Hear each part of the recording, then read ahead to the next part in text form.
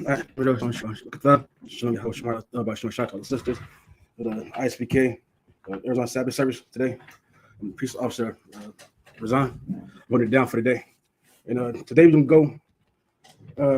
Today we're gonna do an overview, right? Go over the Exodus. I figure it's the proper thing to do with the Passover being within a month. So I figured the good thing to do for today's service just to go over the Exodus. You know, what I'm saying it's a very important time for us. When the Most High deliver us out of the hand of Egypt, the same way that He will deliver us out of the hands of America. And so as we continue to the Most High do keep that Passover holy. What I'm saying make sure that we're celebrating every year that it comes out. As we'll be in day for ISPK. It'll be in Raleigh, North Carolina, April 1st. What I'm saying? We get down there earlier. We got events going on that week. Got the itinerary posted up all over, Twitter, Facebook, whatever social media is out there. We got the itinerary out there. So we got the all black party going down. But most importantly, April 1st, when we celebrate the Passover, we celebrate, the Most High destroying the enemies to set us free and keeping His promise. The Most High is never one to not keep His promise. He always will, But it's on us to make sure that we're doing our part. And doing your part is making sure that you make it to the Passover. All right, but a little short time, so we're gonna kick right into with the Lord's Prayer. So, by Majum, we'll hop you down, standing face to east.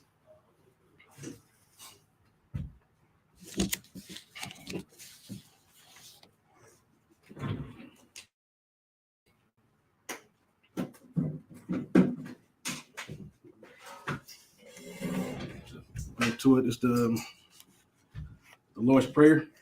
Abanawa, Shabbat Shemayim, Kodash, Hayah, Shimka, Yahweh, Block with Ka, Taba'ah, Ratazaka, Hayah, Aisha, Ba Ratazah, Kawa, Hayah, Bashamayim, Lathanganawa, Lakam, Yawam, Wasalaknawa, Kabawatnawa, Kasalaknawa, Kabawatnawa, Wala, Tawiyanawa, Banasaya 1, Abal, Hawashai Nawa, Mayan, Rai, Kaya, Laka, Hamalakwat, Waha'ala, Wata Parath, Lai Walanya, Lai Walanya, Ama. In English, is Our Father, which art in heaven, hallowed be thy name. Yahweh, thy kingdom come, thy will be done in earth as it is in heaven. Give us this day our daily bread, and forgive us our debts as we forgive our debtors. And give us this day, and lead us not into temptation, but deliver us from evil. For thine is the kingdom, and the power, and the glory, forever. So be it. The Hakak, the power in Hebrew, Yahweh, Ba'ashem Yahushai, Baba Kashai, Lathan Now Hakak, Hakak Rapa'ah, Kar Maka'ah, Wakar, Marawa, Hakak Latahar, Hamat Azariah, Hakak, Lakwayam, Hamathim, Hakak, Awakarwa, Hatama Allah, Lagar Shan, Ba'ashem Yahushai, the Water Aman. In English is Yahweh.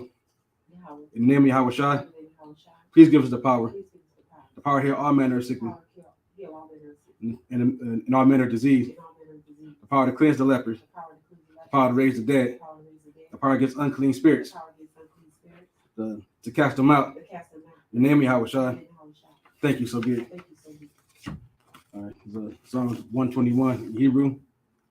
Asha'ah, Ayanya, Ahaharyam, Ma'ayan, Yaba'ah, Azariah, Ma'ayin, Yahweh, Aisha, Shamayam, Wa Rataza, Ayathan, Lamawat, Regalka, all you know, it's like all you know one, Shamarka, Hana, La'a, Yanawam, Wala'a, Yayashun, Sharmar, Yashrala, Yahweh, Shamarka, Yahweh, Tazaka, Aliyah, Yamnika, Yamawam, it's like Yamam, Hashamash, La'a, Yakaka, Bayarak, Bayal, Bala, Ya Allah, Bala, Yala, Yahweh, Yashamarka,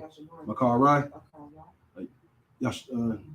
Yashamar, Athnapashka, Yahweh, Yashamar, Taza Afka, Baba Aka, Ma'aitha, Ma'aitha, Ma'ai, I will. Right, in English is, I lift my eyes unto the hills. Whence cometh my help? Help coming from Yahweh, which made heaven and earth. He will not suffer thy foot to be moved. He that keepeth thee will not slumber. Behold, he that keepeth Israel, son of the slumber nor sleep. Yahweh is thy keeper. Yahweh is thy shade upon thy right hand. The sun shall not smite thee by day, nor the moon by night. Yahweh shall preserve thee from all evil. He shall preserve thy soul. Yahweh shall preserve thy going out and thy coming in from this time forth and even forevermore. All right, it's Psalms 83 in Hebrew. Alahayim. Dam Yalaka. Thakarash. Thashakwat. Kayahana. Well, like Awayabika. Yahama. Yawan. Ra'ash. Imaka. Ya'ara. Yamwa. Sawada. It's like Wayatha. Aitazawa. Tazbawanyika. Amarwa. Lakawa. Wanakakidan. Magaya. Wala'a. Jazakar. Shom Yashral. Awada. Kaya. Nawa Aitazawa. Baba. Yakadwa. Ayuka. Barya. Yakarathwa. Ahaya. Adawan. Wayashma Alium. Mawaba.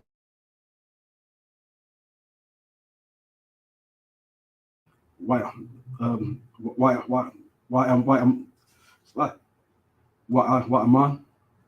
Why Mawan? Why Malak? Palashat? Amishabya? Tazawar? Gum Ashawar? Alawa? Imam? Hayawa? Zarawai? Laban Lawat? Salah? Ashalaham? Kamadin? Kasayah? Sarah? Kayabya? Wanakar? Koyashwan? Nashamadwan? Bayan? Da'ara? Hayawa? Daman? Adama? Shaytamwa? Nada? Yamawa? Kaira? Kazaba? No, Slaki. Kazaba? Kazaba? Katazar? Manai? Kar? Naisa? Yakamwa? Ashar? Amarwa? Nairasha? Nanawa? Ath? Nawath? Alahayim? Alahaya?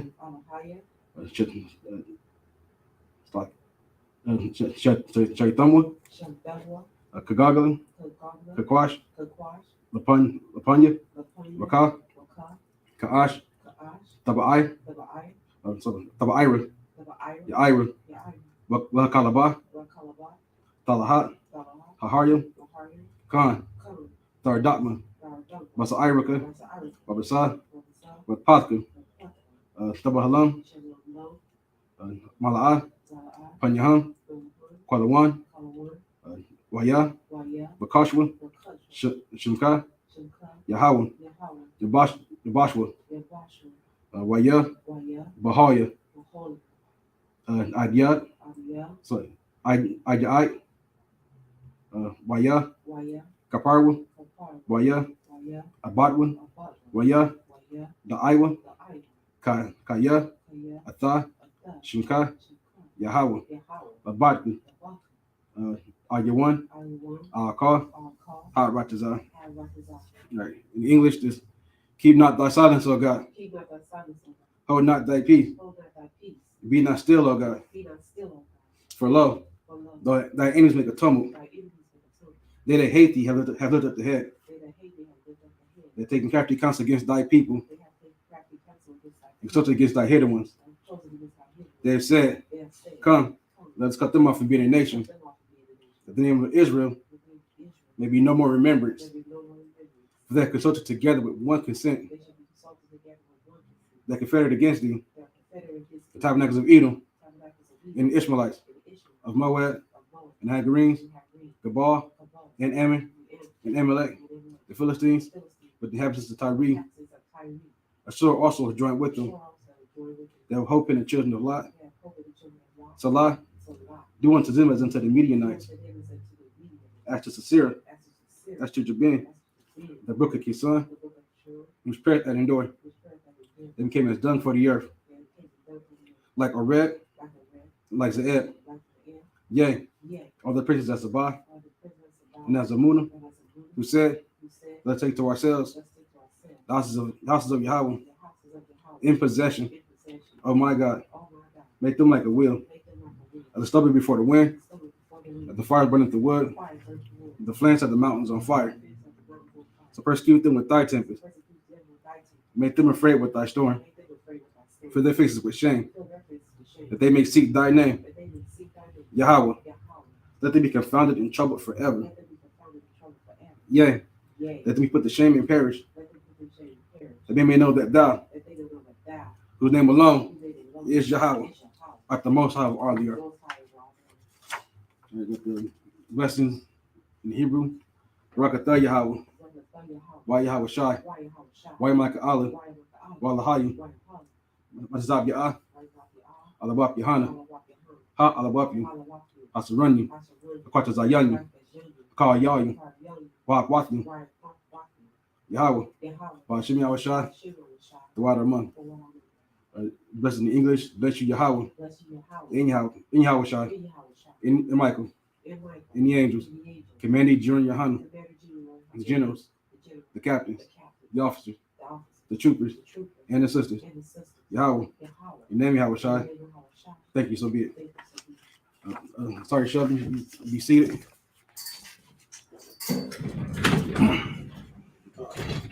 So today, we'll mainly be in Exodus. Like we're going to be, looks like going over, our trip out of the Exodus, right? Going over the plagues that the Most High put on Egypt, try to get everything done. In this, try to go to most of it in this class, in this service today. Right. So just for the sake of time, we're not gonna get into Hebrews. We're gonna jump straight into the scriptures. All right. So in Exodus, we start off in Exodus. And we start off in Exodus. It breaks down. All of Israel going into Egypt, right? And we know that just give a little backdrop. We know how to end up in Egypt was, Joseph brothers, Judah, Reuben, all of them, they sold Joseph into slavery, because they basically hating on their brother because of the dreams that he was given. That's the vision that he was given by the Most High, and they thought that his dream was that they thought he was telling them.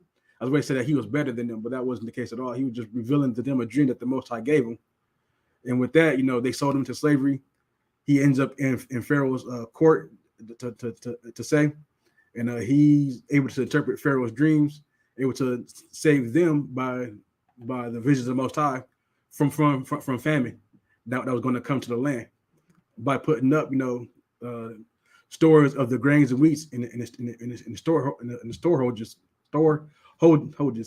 Like I didn't have much sleep all over my words. Put them in the storages, right? So that way they have enough to last out the drought. So Jacob, who's now name was not Israel at this time, they don't know about the drought coming, about the famine coming. But the famine hits the land, they need food. Jacob sends his sons out to Egypt to, hey, we need some food.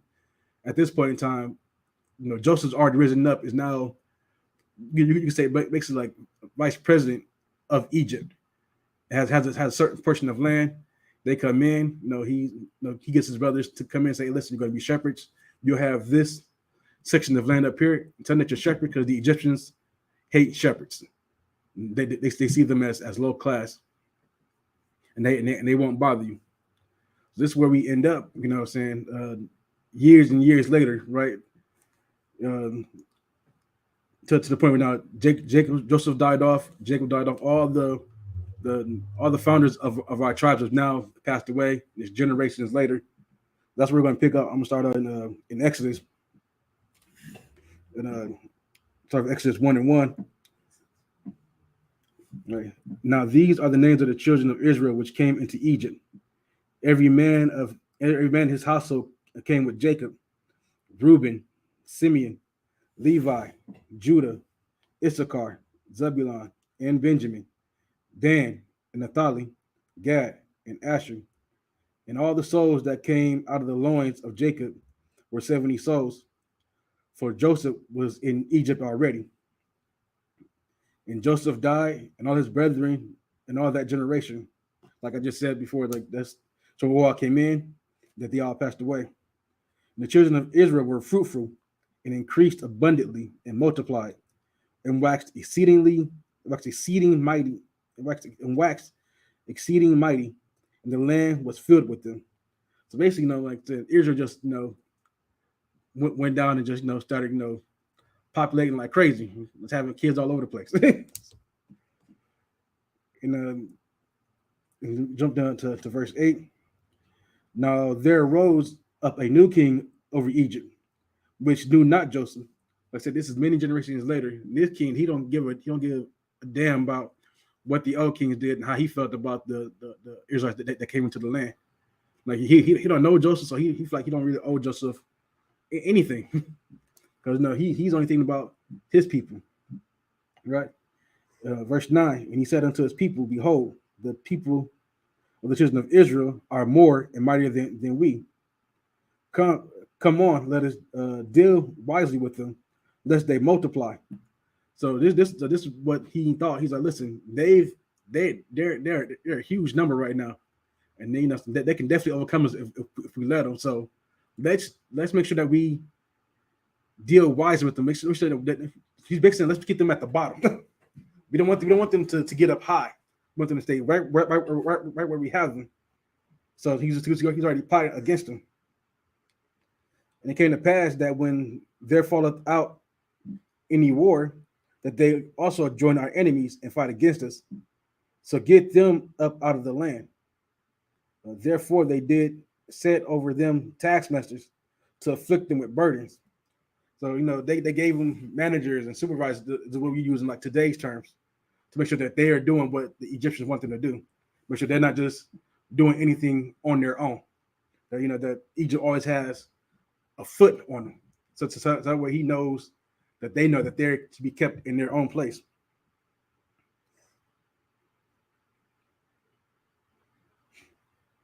Wait, let me see. Oh, and that they built for Pharaoh treasure cities, Pithom and Ramses. But the more they afflicted them, the more they multiplied and grew. So basically, basically what he so as he's trying to lower the numbers, we just keep having more babies. So them trying to work us hard, work us into depression, trying to kill us off little by little. We just kept growing. We kept having more babies. We kept getting stronger, and that's a threat to any country. That's why the U.S. itself has the same thing with the Planned Parenthood. Planned Parenthood is to keep our numbers low. That's the whole point about it. If you know anything about it, Margaret Sanger, that's what she said. It's for genocide. Saying she's only thinking of what's that word? I can't remember what that word is. But basically, she didn't want the Negroes, and so she thought it as a threat. And the nation sees it as a threat.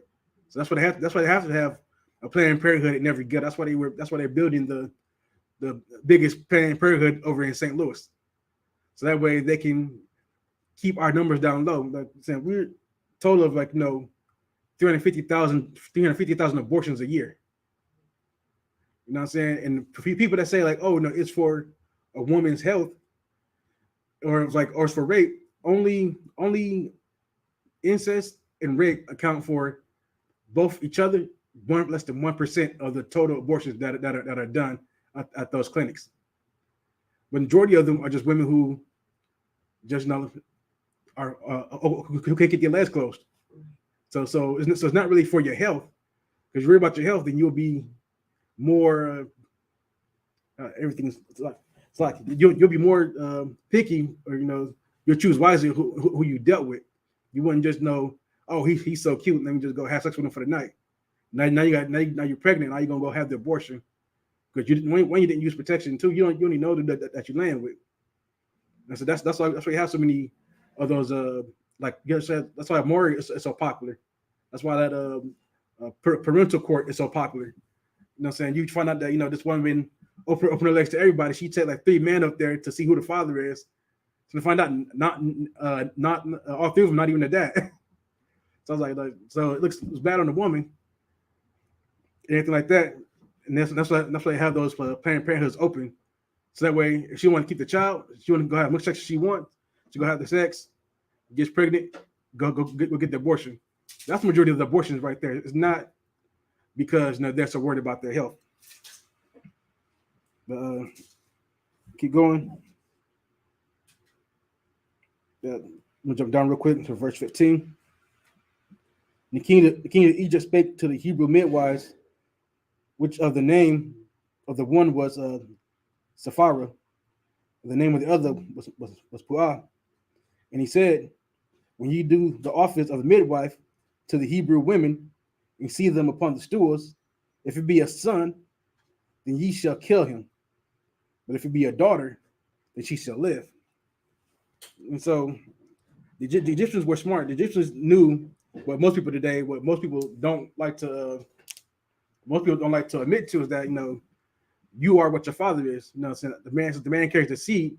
You are whatever that man is. And they knew killing off the Hebrew men kills off the Hebrew people.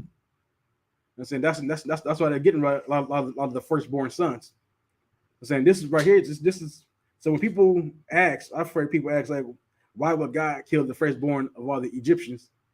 It seems like you never read the book, because what I'm saying, they did it first. It was their idea first to kill off, what I'm saying, our firstborn children, our sons. You know what I'm saying? Because if they know they kill off the sons, their son, Egyptian sons, could then marry the Hebrew women and continue on the Egyptian line through Hebrew women. That's what they know. That's what they were trying to do. That's what they're doing, trying to do today as well, by killing off, most of our children, especially the males. They know if the white men take the black women, it'll keep the white race going. But but black people, it'll only lower our numbers. Because just think about it, right? 350,000 abortions a year. They're saying in a couple of years that'd be what, over a million more babies we have. That's millions of more of our people that we would have in this country. Our numbers would be much more higher if it wasn't for abortions. So if I may, Constant. since I believe a few years ago, this is a while ago too, but since 1973 when they legalized Roe versus Wade. I think they said there were about 23 million uh, black babies that were aborted. So I know the number is higher now, 24, 25, maybe closer to 30 million now. And that's not including the so-called Latino and Native American babies too. You know what I'm saying? Constant. So, Let's see and, right there. and last thing, if I may, then you gotta imagine how many of them would have had kids and grandkids and multiplied, even more so. So it's clearly an agenda to stop us from growing. Constant. Yeah, that's a crazy number. just think about how much more prosperous we can be with numbers like that. You know what I'm saying? That's the that's the fear that America has. That's the same fear that the Egyptians had. Egyptians didn't want us being more than them, for fear that that we would join their enemies and fight them, and then we would take over the Egyptian lands. That's what they don't want. That's not what any country wants.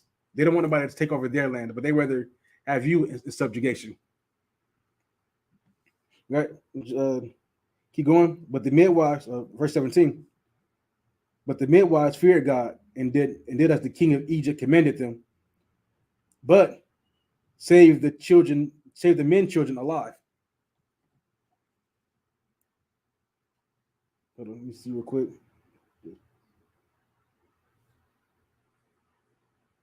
I'm gonna just drop down to chapter 2. Basically, a lot of the women weren't aborting the babies like Pharaoh wanted. He didn't like that at all. Of course, he was not the way to have his own Egyptian women start being midwives to kill the firstborn sons. We're going to jump down to chapter 2, speak about Moses. Right? And Exodus 2 and 1. And there went a man of the house of Levi and took a wife of the daughter of Levi. And a woman conceived and bare a son. And when she saw that he was a goodly child, she hid him 3 months. And when she could not longer hide him, she took him an ark of bulrushes and daubed it with slime and with pitch, and put the child therein, and she laid it in the flags by the river's brink. And her sister stood afar off to what would be done to him. So when Moses was born, that's the time like they were still killing the firstborn sons. A lot of the male it's like children. And so of course she didn't go with it. She tried to hide them, but no, the baby's getting big. It's getting harder and harder to hide. So instead of trying to hide, she's going to just put them in the river, put them down and just keep a watch of them.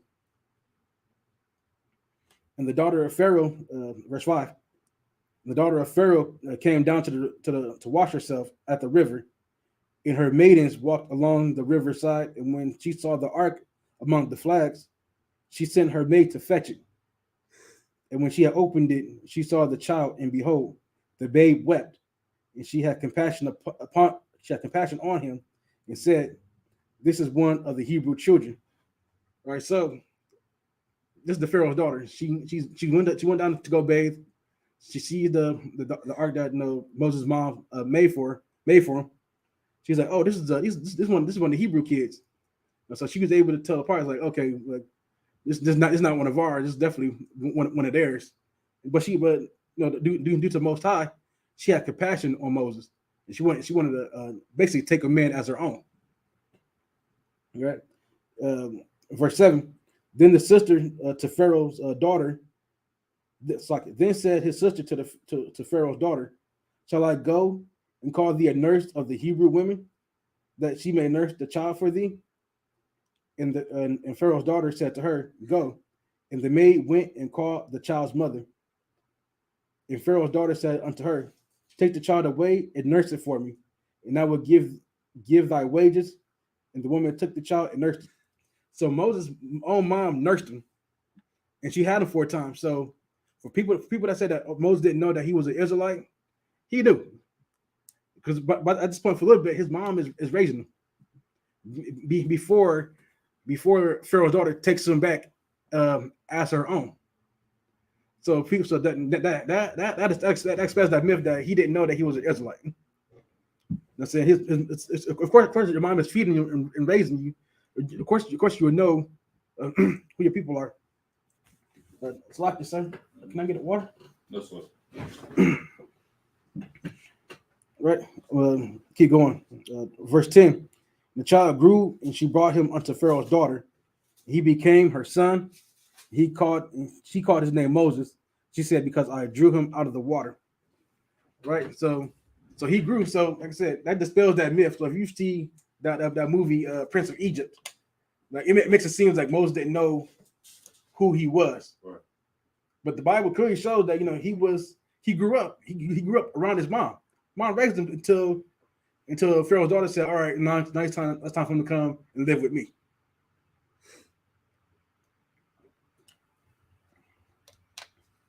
All right, get to verse 11. And it came to pass in those days, Moses was grown, and he went out unto his brethren. That right there is a key word, his brethren. Moses knew his people. Like I want to keep reiterating it. Moses knew his people were. That's why I was using words like his brother. Like if he didn't know who his brother was, he would basically say like, "Oh, Moses went down to see the Hebrews." It didn't say that. He went out unto his brethren and looked upon their burden. Moses is basically sitting in the White House right now. That's his position in life. He's a grown man. He's serving, what I'm saying, in Pharaoh's court. I'm saying he's living a good life, basically. You want to put it that way. I'm saying? And for him, he's like decided one day, listen, I'm going to go look at my people and see how they're living. He wanted to go see how much pain his people were actually in. You know what I'm saying? And that's what a lot of those movies will look over. That they make it seem like he just one day just happened to be out and about and like, oh man, there's just a man being to the Hebrew brother. But no, he went out there purposefully to see the burden of his people. Right. And he spied an Egyptian smiting in Hebrew, one of his brethren. And he looked his way, and he looked this way and that way. When he saw that there was no man, he slew the Egyptian, and hit him in the sand. So he went out there, and what did he see? Police brutality. That's what that was, basically. Police brutality. That Egyptian, you know what I'm saying, was out there killing or hurting that Hebrew. And Moses, like, he wasn't gonna stand for it. You know what I'm saying? So he thought, he looked around, make sure like ain't nobody around here, ain't nobody seeing me. He went and then smite that Egyptian and hit him in the sand because he thought that nobody saw him do it. Because he figured he was helping his people by smiting that Egyptian that just killed the Hebrew.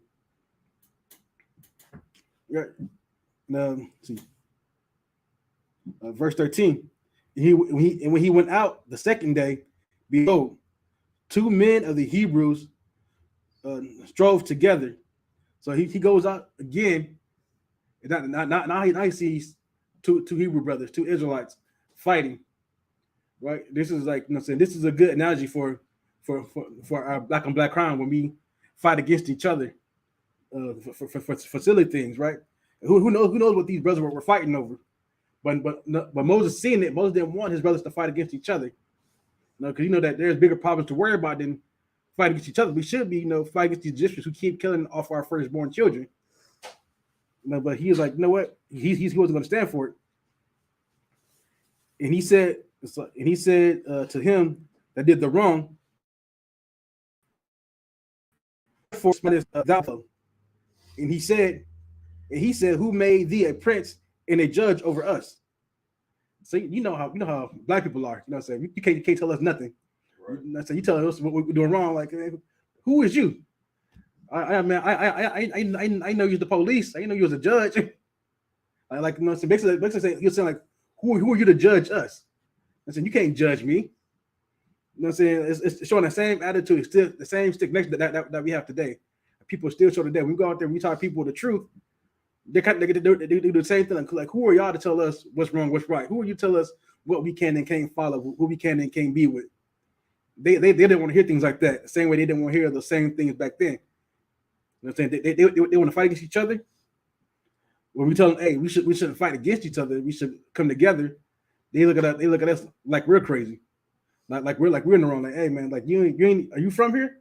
You ain't from here? You should just go and get out of here then before you get hurt. You see, and continue on in 14. Intendest, and he said, who made thee a prince and a judge over us? Intendest thou to kill me as thou killest the Egyptian? And Moses feared and said, surely this thing is known. So Moses thought he got away with killing the Egyptian. Come to find out, somebody saw. And now he knows that, oh man, people know that I killed this Egyptian now. If they know, everybody else now knows the same thing too. Right?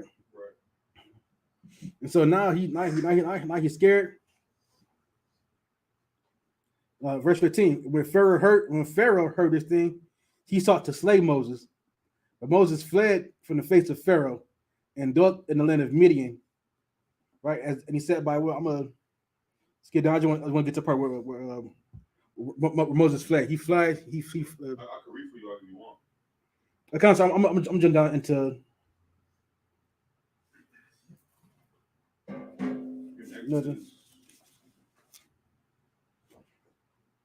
So I'm gonna jump down to the 23rd verse in chapter 2. 23rd verse,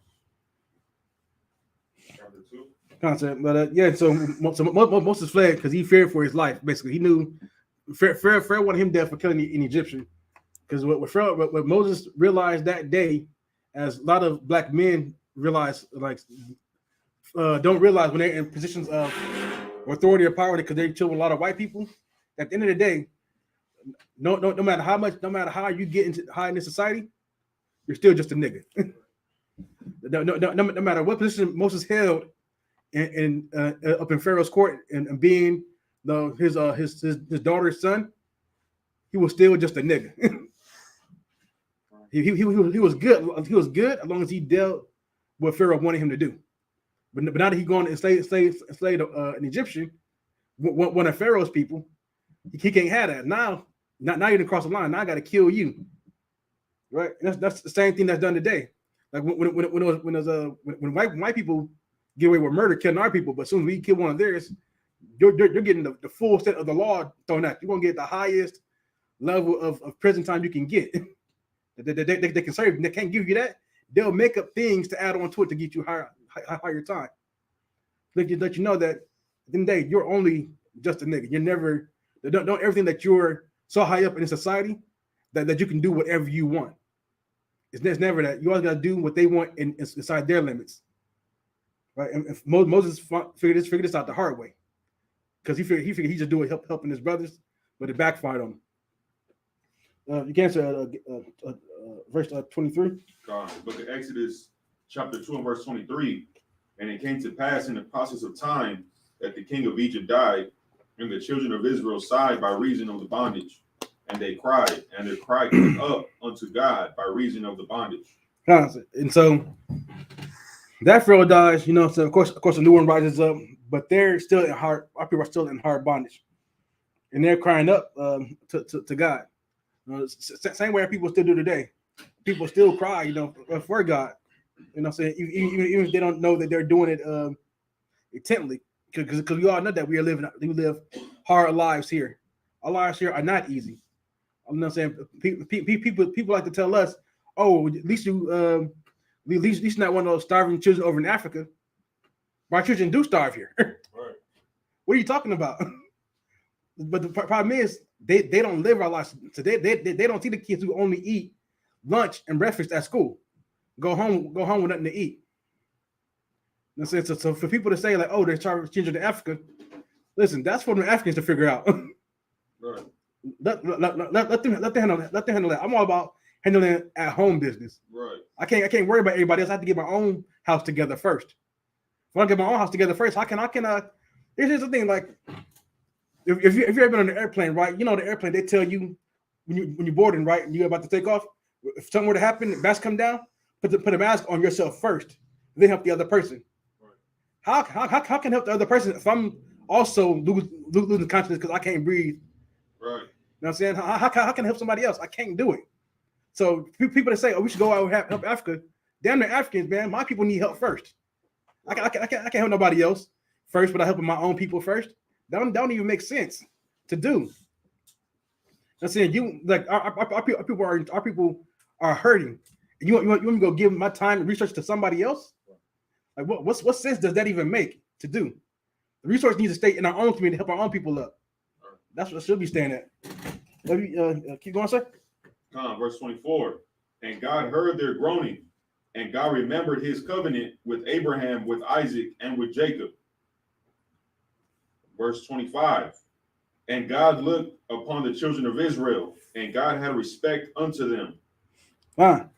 So yeah, at this point, you know what I'm saying, Most High, he's seeing the bond, he's hearing the cries. Right now, and as he hears the cries, now he's remembering the covenant with Abraham, Isaac, and Jacob. Now, a lot of people hear this thing, think like, oh, the Most High just forgot that people were there. He never, Most High doesn't forget a thing. You know what I'm saying? He doesn't.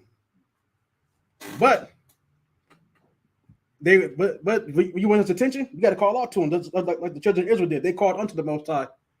He's like, all right, cool. Now they call out. We'll continue with your covenant with Abraham, Isaac, and Jacob. God looked upon the children of Israel and had respect unto them. He respected them because they're calling for his help. Right. You know what I'm saying? That's trying to trouble. That's what you have to do in times of trouble. You have to call the Most High for help. Right. You know what I'm saying? And a lot of times that help. You go into prayer, go pray to the Most High. Not only that, but also seek counsel. The counsel that you get is also from the Most High. Right. And so always remember that Most High always have respect unto you when you call out to him. All right. Slide. We continue to chapter 3. Chapter 3. Yeah. Verse 1. No, you start verse 1, sir. The book of Exodus, chapter 3 and verse 1.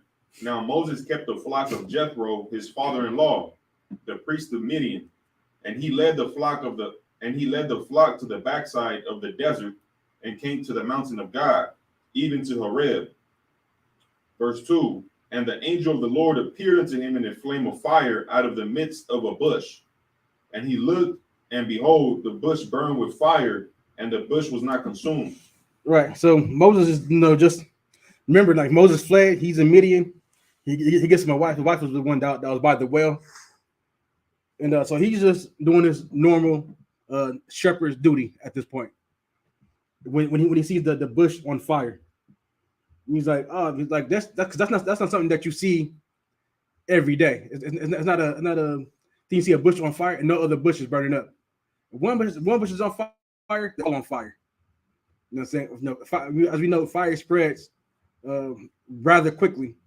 So just as an example, 2 years ago in Tucson, in the mountains, in the Catalina Mountains over in Tucson, for like a month straight, there was a mountain fire that just tore through the trees, causing a few acres of damage to the trees up there. Because that flame just spread. It started from somebody's car getting on fire, and then just spread to the trees.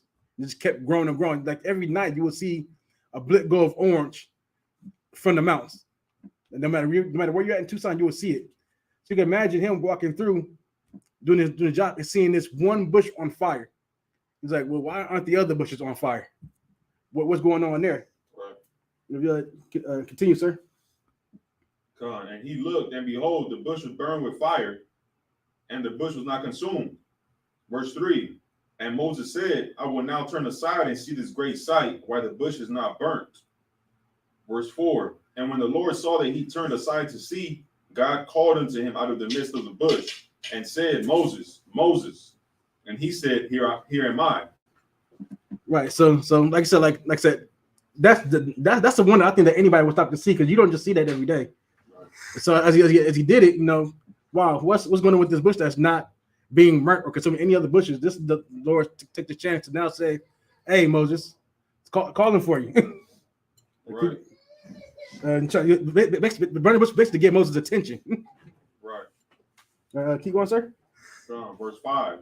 And he said, draw not, he said, Sluggy, and he said, draw not nigh hither, put off thy shoes from thy feet, put off thy shoes from off thy feet, for the place whereon thou standest is holy ground. Come on, so, you keep going. Come on, verse 6. Moreover, he said, I am the God of thy father, the God of Abraham, the God of Isaac, and the God of Jacob.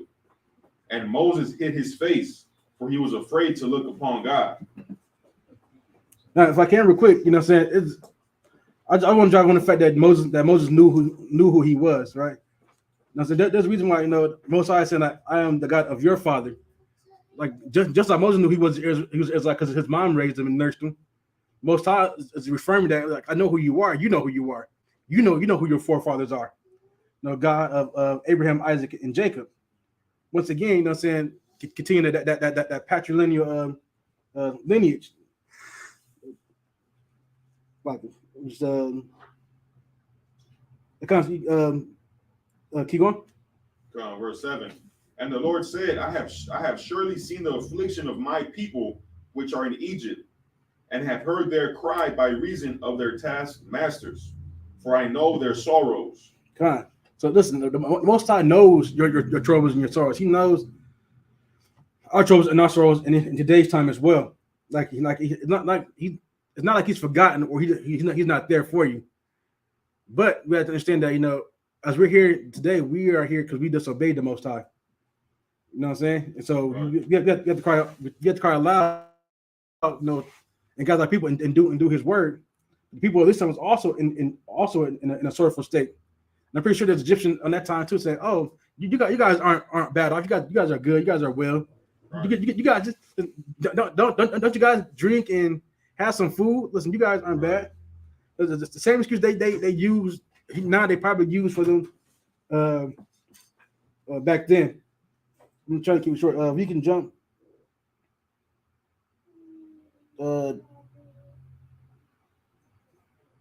Slack. Everything. We jump down to verse 9. Verse 9. The book of Exodus 3 and 9. Now therefore, behold, the cry of the children of Israel is come unto me, and I have also seen the oppression wherewith the Egyptians oppress them. Verse 10.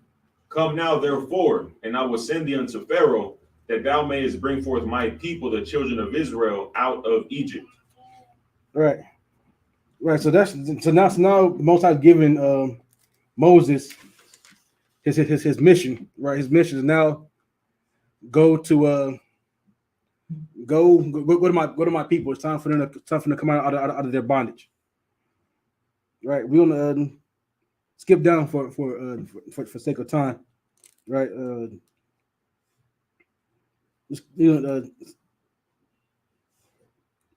God, I just where else to stop that?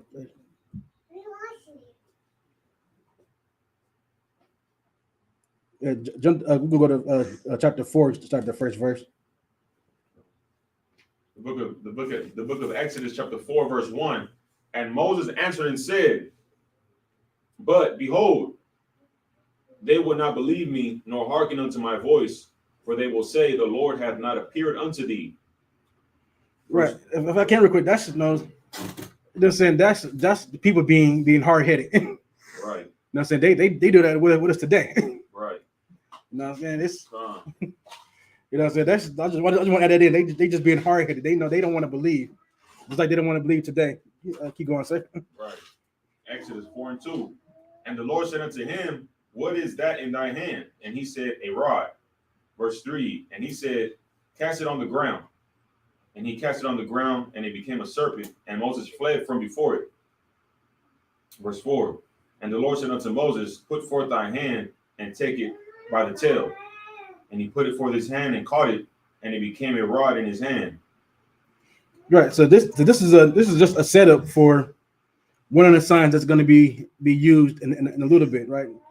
That's all this is a setup. What's happening right now is a setup and leading into the place that's about to come down upon these people. We can't jump to verse 10. Exodus 4 and 10. And Moses said unto the Lord, O my Lord, I am not eloquent, neither heretofore, nor since thou hast spoken unto thy servant, but I am slow of speech and of a slow tongue. Moses has a speech impediment. He stutters. As you see, I stutter. Right. You know what I'm saying? But now he's saying to Most High, hey, listen, man, you want me to go speak to these people, but now I got speech problems. I don't talk well. You know what I'm saying? So he's making an excuse. Keep going, sir. Verse 11. And the Lord said unto him, Who hath made man's mouth? Or who maketh the dumb, or deaf, or the seeing, or the blind? Have not I the Lord? Well, basically, the Most High just checked him. Right. You took him and said, listen, like, no, all that does not matter. I made your mouth. If you don't want to stutter, all you got to do is, you want to stutter, Most High makes that you don't stutter. Right. You know what I'm saying? But that's no excuse. You know what I'm saying? If I like, what was I to sound like? You know, Officer Parak told me, hey, you got to use the Sabbath service. Slack it, sir. You know, I can't because I stuttered too much. That's Right. it. Right. Like, how would that look on me? Like that, like that's an excuse that would not be accepted in this school. Mosiah's not going to accept that excuse either. He don't care what kind of impediment or disabled. He don't care if you're deaf. You gonna serve the Lord. You'll do something there. Listen, sign language exists. Right. Right. So there's really no excuse. The Most High wants, he can take that deafness away and give you the ability to hear again. Like I said, he made all these things. He created us. You don't think he can make you not stutter? But Moses didn't believe. Moses was still scared. You know what I'm saying? Moses really didn't want to go do the job. Right. He was given the mission. So now Moses basically telling him, listen, you ain't got no choice in this matter. Now you can go do the mission regardless. Keep going. Concert. Yeah, keep on. Verse 12. Concert. Verse 12, Exodus 4 and 12. Now therefore go, and I will be with thy mouth, and teach thee what thou shalt say. Verse 13. And he said, O my Lord, send, I pray thee, by the hand of him whom thou wilt send. Verse 14. And the anger of the Lord was kindled against Moses, and he said, Is not Aaron the Levite thy brother? I know that he can speak well. So once again, Moses is still trying to make excuses. Listen, don't make excuses to the Most High. He is not hearing your excuses. Right. Listen. One of the things you say in school is no cowards, no excuses. Right. Most High doesn't take any excuses. We don't take any excuses. I can't use my speech impediment as an excuse to not do the work. Right. I can't say, Slack it, sir, I can't teach a class because I stutter. Slack it, sir, I can't go speak at camp or read because I stutter. I can't say those things. I have to go do what's required of me. Moses is trying to make excuses. He don't want to do what the Lord requires of him because he feel like, oh, they're not gonna listen because I don't speak well, Right. because I stutter. So now, so that made the Lord angry. Now the Lord's like, no, forget it.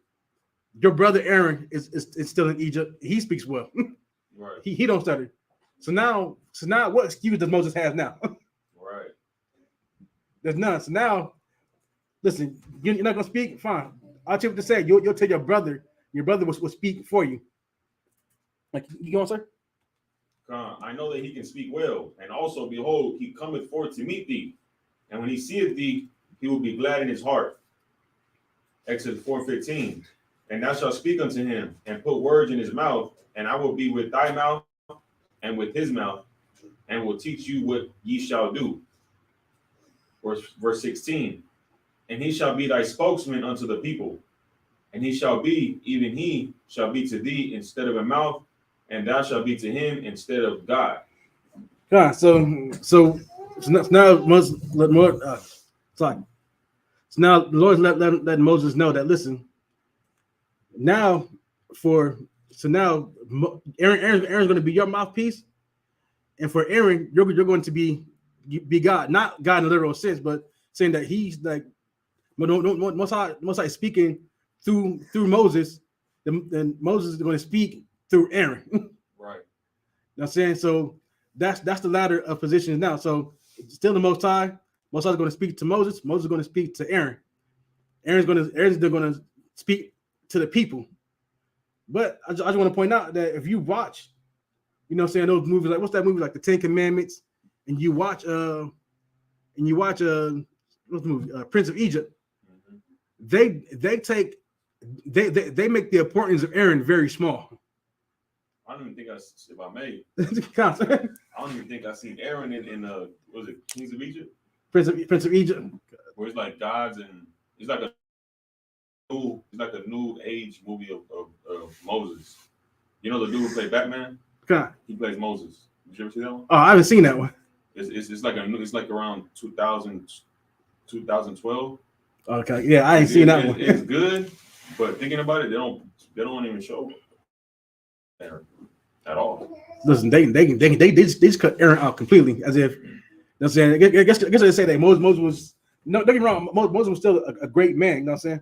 But you know what I'm saying, they basically make it seem like you know, Moses didn't need or have any help. You know what I'm saying? It's like I said, it feels like, you know, when it comes to movies and things like that, Hollywood takes a lot of liberty, creative liberties, to twist and turn things. Right. Because people don't ever read the source material for anything, they think that's how it went. Like if you were to see that movie, that movie Noah, what's the dude name? Was it? I think it was Gerard Butler. Was it in that movie? He played a gladiator. No, not that. Not that one. I think, no, the movie Noah was about the flood.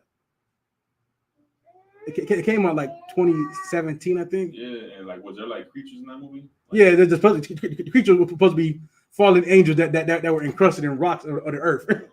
I stopped watching it when I saw that. No, my ex, I was still with my ex at the time. She just said she made me watch the whole thing with her. So I think it is the dude who played Gladiator, no? I think it is. I think so. Yes, but to take credit, if you don't know the source material, you would think that for that reason, all the you know started the flood. You know that Noah and his sons, Noah's wife, all and his sons' wives make it onto the ark. You go by the movie, I believe it was Ham. Ham never gets a wife. As a matter of fact, when he's about to get a wife, Noah said, "Hey, nah, she ain't getting on board this shit." And I think he might have closed the gate on her, or make sure she was taken by the people. I can't remember which. But if you go by the movie, that's how you think that played out in the Bible, because the creative liberties that they took. You think that Moses was just a psychopath. Because by the end of the movie, now he's trying to hurt everybody else by the end of the movie. You know what I'm saying? It was a weird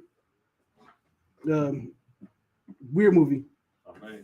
When I was watching the movie, I was in the world, like fully in the world. I had no knowledge of truth of UPK, nothing like that. When I was watching it and I started seeing the people, I guess they look like trees. Yeah. I was trying to grasp my mind around how this plays in with God and stuff like that. So when you don't have a knowledge of the truth and they manipulate the Bible through a movie, it takes you further away because now you think living trees are involved. Trying to figure it out, you go read the Bible, you're trying to find the trees. Where are these trees at? And that shit just confusing. So you go by what everybody else says, you know. So I was watching that show. I used to watch that show called Supernatural, right? And if you go by what they say, you know what I'm saying. But what they say, you know, like everybody said, like the fallen angels were actual angels that fell, and that was the cause of the flood. That the angels were having sex with women. You know, because that's kind of crazy. It's not like a cult to me. They said because these angels had sex with women, that they were you know, the baby would become giants. Right. It's not they're looking all over the earth for bones of people that were like 14 stories tall or some nonsense like that. You know what I'm saying? Because once again, they don't know the truth, and they know that people, and they know that people are stupid. They're not going to go actually look at the source material for themselves. They're gonna believe everything that's taught. Listen, I believed at one point that man, the angels came and had sex with women, and they giants over the earth. I fell for the same trap. All right, cons are all that. Lizards on earth. Lizards are real.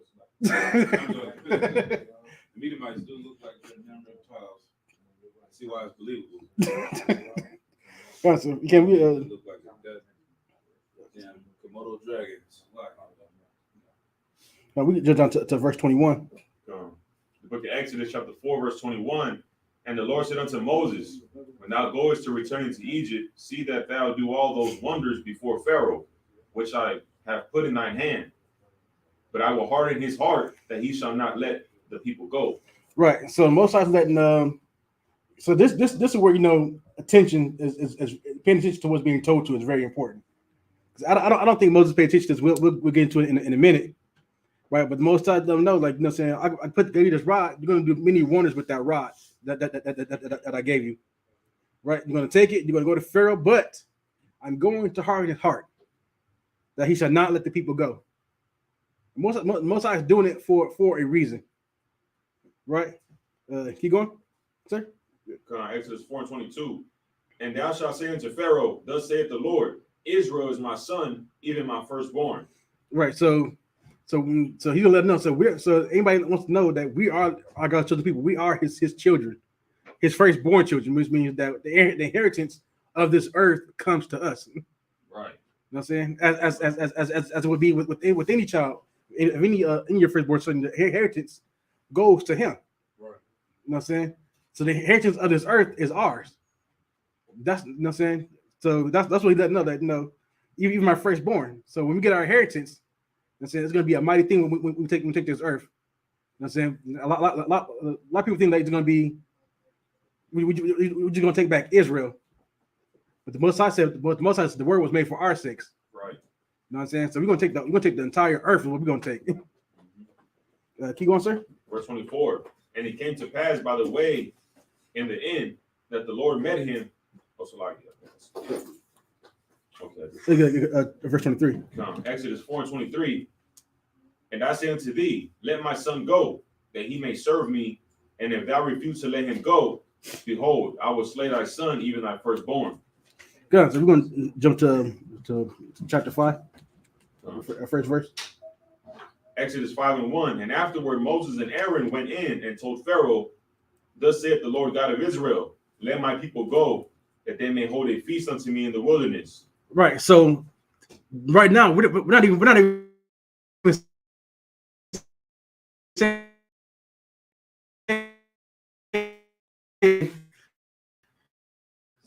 completely. We just want to talk about to the wilderness. We're gonna serve our God in the wilderness for a little bit. But Moses not hearing none of that. Keep going, sir. Verse 2. And Pharaoh said, who is the Lord, that I should obey his voice to let Israel go? I know not the Lord, neither will I let Israel go. Right. He's like who is your God, man? Like who? Your God means nothing to me. That's what we say. He means nothing. It's like I don't even know your guy. What's your God's name? Does God even have a name?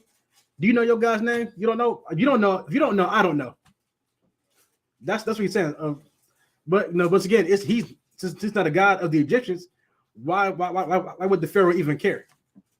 He's not going to care. Like Pharaoh's kind of mad that you would even come and ask him that. Right. It's like a slave. You know what I'm saying? It's like how they see, like, you want to take the lowest of our people today and just imagine them going to Pharaoh talking about let our people go. I gotta let your God, like y'all God, y'all poor people. Nah, hell no. So you want verse 3 up? Exodus 5:3. And they said, the God of the Hebrews have met with us. Let us go, we pray thee, 3 days, journey into the desert, and sacrifice unto the Lord our God, lest he fall upon us with pestilence or with a sword. Keep going. Flex, I'm gonna jump down. We can start the. We're gonna jump to check 7. We start getting to these plays real quick. Try to save on time. Start at verse 1. Where was that again?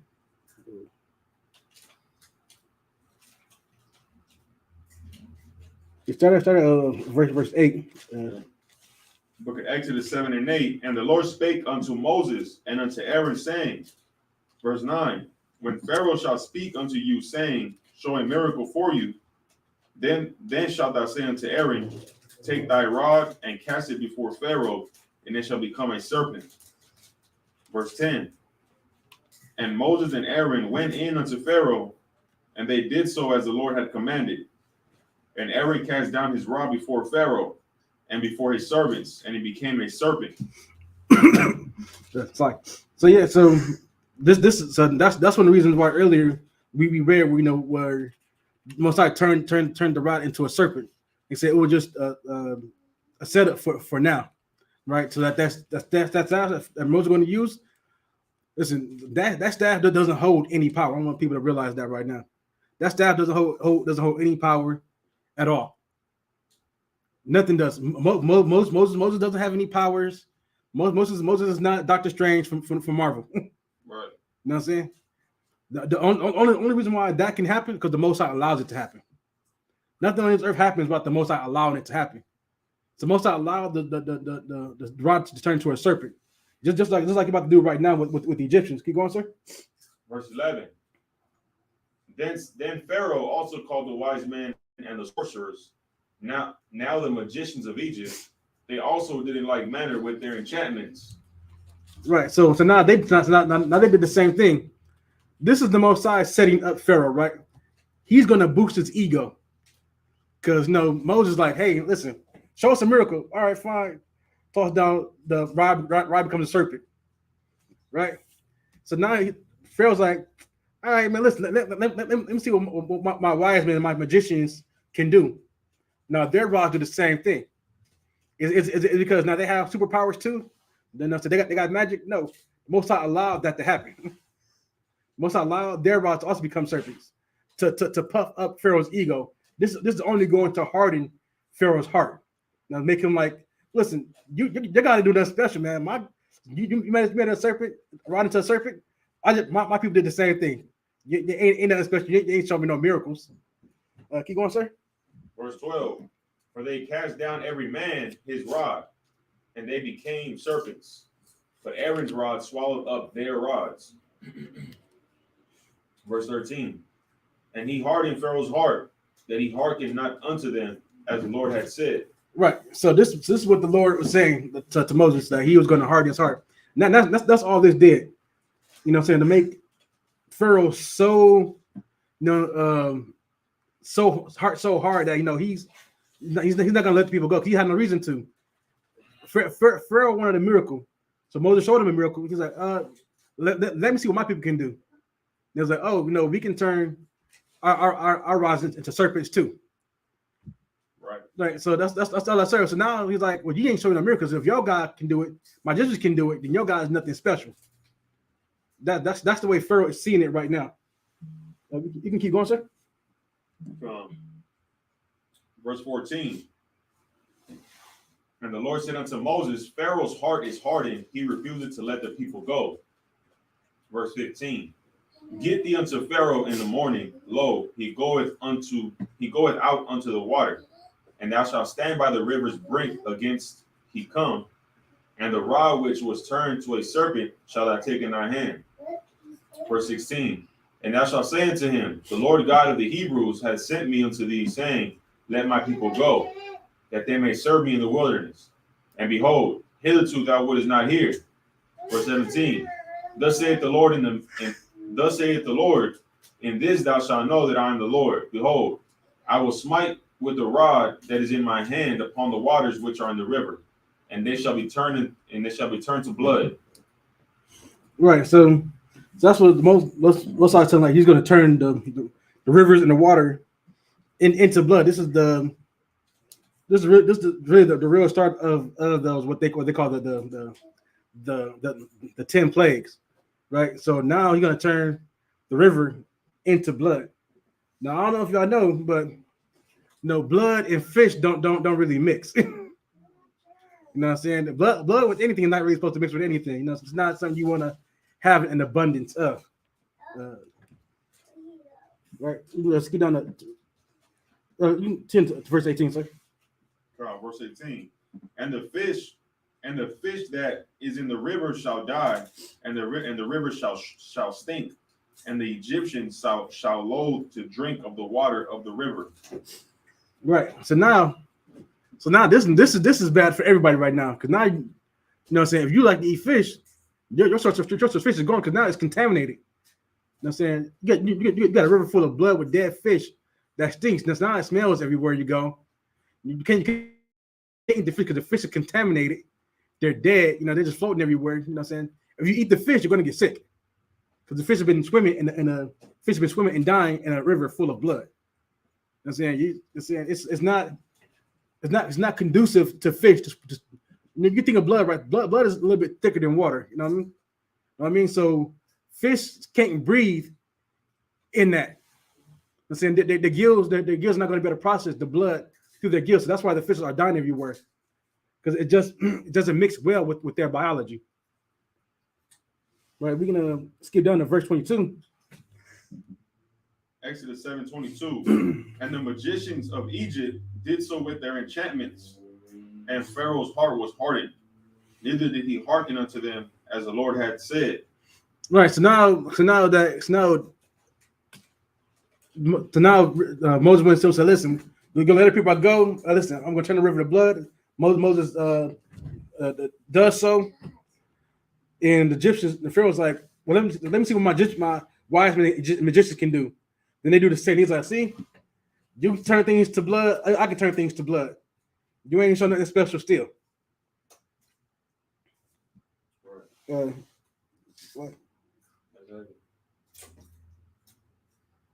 You just get down to verse to chapter 8, first verse. Look at Exodus 8:1. And the Lord spake unto Moses, Go unto Pharaoh and say to him, Thus saith the Lord, let my people go, that they may serve me. Verse 2. And if thou refuse to let them go, behold, I will smite all thy borders with frogs. Right. So frogs aren't very clean animals either. You know what I'm saying? And they can get just about anywhere and be a nuisance. You know what I'm saying? There's several species of invasive frogs that can come in and completely destroy the ecosystem. You know? Keep going, sir. Verse 3. And the river shall bring forth frogs abundantly, which shall go up and come into thine house, and into thy bedchambers, and upon thy bed, and into the house of thy servants, and upon thy people, and into thine ovens, and into thy kneading trough, and into thy kneading troughs. Verse 4. And the frogs shall come up both on thee, and upon thy people, and upon all thy servants. So you know, gonna be frogs everywhere. Listen, you're not gonna be laid in bed without a frog being in your bed. You can't cook your food because there'll be a frog jumping into your food. You know what I'm saying? You want to better cook your dough because the frog's gonna jump inside your dough. Right. You know what I'm saying? You know what I'm saying? You get a glass of drinking water, frog's gonna jump in a glass of drinking water. Right. You know what I'm saying? Think of the amount of disruption this causes to people and their daily lives. Not just that. Could you imagine being a baker at this time? Like how you gonna bake when frogs are constantly jumping into your dough? Right.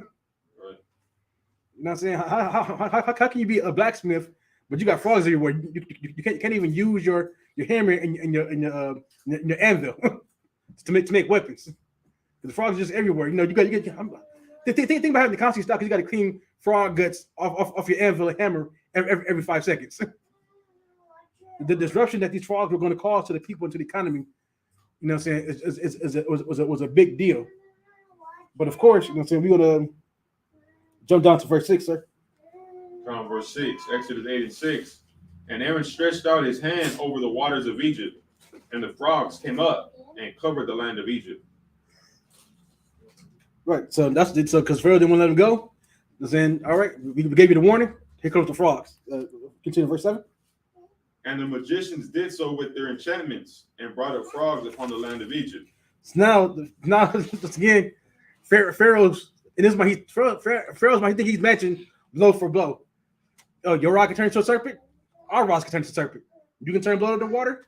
We can turn water. You can turn water into blood. You can bring lots of frogs to the land. I can bring lots of frogs into the land. So right now, at each time his heart only gets more harder because he's just figuring you're not showing me anything great. You ain't showing me no miracles. Your God is a nobody. You know what I'm saying? You're a nobody because your people are nobodies. Verse 8, sir? Verse 8. Then Pharaoh called for Moses and Aaron and said, entreat the Lord. Let me read that again. Exodus 8 and 8. Then Pharaoh called for Moses and Aaron and said, entreat the Lord that he may take away the frogs from me and from my people, and I will let the people go that they may do sacrifice unto the Lord. Right. So Pharaoh's kind of like, you know what, man, I can't really do all these frogs. So ask your God to take all these frogs away, man. And y'all can go out and serve your God in the wilderness if you want. Because now, listen, the frogs are everywhere. You can imagine the people are complaining right now. Hey, what's with all these frogs? They're looking at Pharaoh because Pharaoh is the leader. Pharaoh, what's with all these frogs? Where are these frogs coming from? So now Pharaoh is like he's getting the you know what I'm saying, the anger of the people coming unto him. So he's like, listen, man, go in and get your frogs out of here, and I'll let your people go. Sir. Done. Because you gotta keep going. Done. And Moses said unto Pharaoh, glory over me, when shall I entreat for thee, and for thy servants, and for thy people, to destroy the frogs from thee and thy house, that they may remain in the river only. Keep going. Verse 10. And he said, tomorrow. And he said, be it according to thy word, that thou mayest know that there is none like unto the Lord our God. Verse 11. And the frogs shall depart from thee, and from thy houses, and from thy servants, and from thy people, and they shall remain in the river only. Verse 12. And Moses and Aaron went out from Pharaoh, and Moses cried unto the Lord because of frogs which he had brought against Pharaoh. Verse 13. And the Lord did according to the words of Moses, and the frogs died out of the houses, out of the villages, and out of the fields. Verse 14. And they gathered them together upon heaps, and the land stank. Could you can you imagine all the frog bodies that were around there? Like dead bodies stink. You know what I'm saying? You got a bunch of dead animals like that. It's only going to create a smell as the bodies corrode away. And those are the ones that died. Those are the ones that were taken back into the water. But as you see, Moses and the Most High kept their end of the bargain. All right, so listen, you said you're gonna let us go serve our God. We'll do our part. We'll get rid of the frogs. So we got rid of the frogs. Keep going, sir. Verse 15. But when Pharaoh saw that there was respite, he hardened his heart and hearkened not unto them, as the Lord had said. And he's like, you know what, man? Y'all seem a little y'all seem a little too happy for this. You know what? Y'all can't go out no more. He basically went back on his word. That's what he did. That's what you can always expect these seasons to do, is to always go back on their word. Because honor to a lot of these seasons don't mean a thing. keeping your word don't mean a thing. Saying, listen, the white man is this is why we call the white man a devil. Because nobody is a greater liar than he on this earth. Listen, how can you create over 500 treaties with a people and then break them all? How is that even possible? to create that many and say, you know what, we're not gonna follow none of that. You know what I'm saying? That's, you know what I'm saying, it don't get more devilish than that. You know what I'm saying? You know, it's why, like, it's what I'm saying? So, like, if I may, what does that say about Black, Hispanics, and Native American Indians? If they're so evil to break 500 treaties, we're such an honorable people that we'll go into that 499 treaty and still believe that this person is going to do what they're saying they're going to do, because we would do what we're going to say we would do. We can't believe that there will be somebody that would do 499 treaties, you see what I'm saying, and not keep one of them. This 500th one is going to work, but it's not, because he is the devil the Bible speaks of. Right. And we have to be taught this, because it's almost unfathomable for us to believe that someone could be that deceitful. You know what I mean? Because we're honest people by nature. So Honestly, no, that's how they should bring that out, sir. It's, you know what I'm saying, the white man is like he uses that against us, because he knows that our people are very compassionate people. That you know that all you have to do is like the white man is so slick that he'll break all those treaties, but then he'll give you a little gift. Like, well, see, we nice, right? We gave you, you know, a little bit of land. See, we're of our word. But then he's gonna go later and take that land back anyway, because he knows just to get you to be a little bit agreeable with him. He'll give you one small thing to make you happy, so that he can stab you in the back and take what he wants greater from you. damn right. You know what I'm saying? That's where I think from. I'm saying, like with voting. How many years have we been voting now? And what has it done for our people in the long run? Like what have you really accomplished or gained through voting in the last 50 years? Listen, guys, you gonna say nothing. Everybody's like saying, like, see, voting is so important because they try to keep it from us.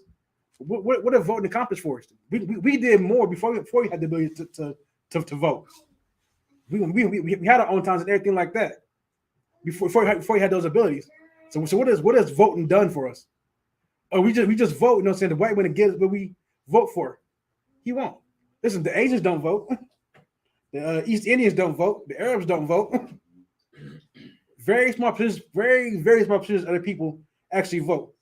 Listen, I only know of only one Asian. I think he's either a senator or he's a representative. He's in one of the houses. Only one Asian guy.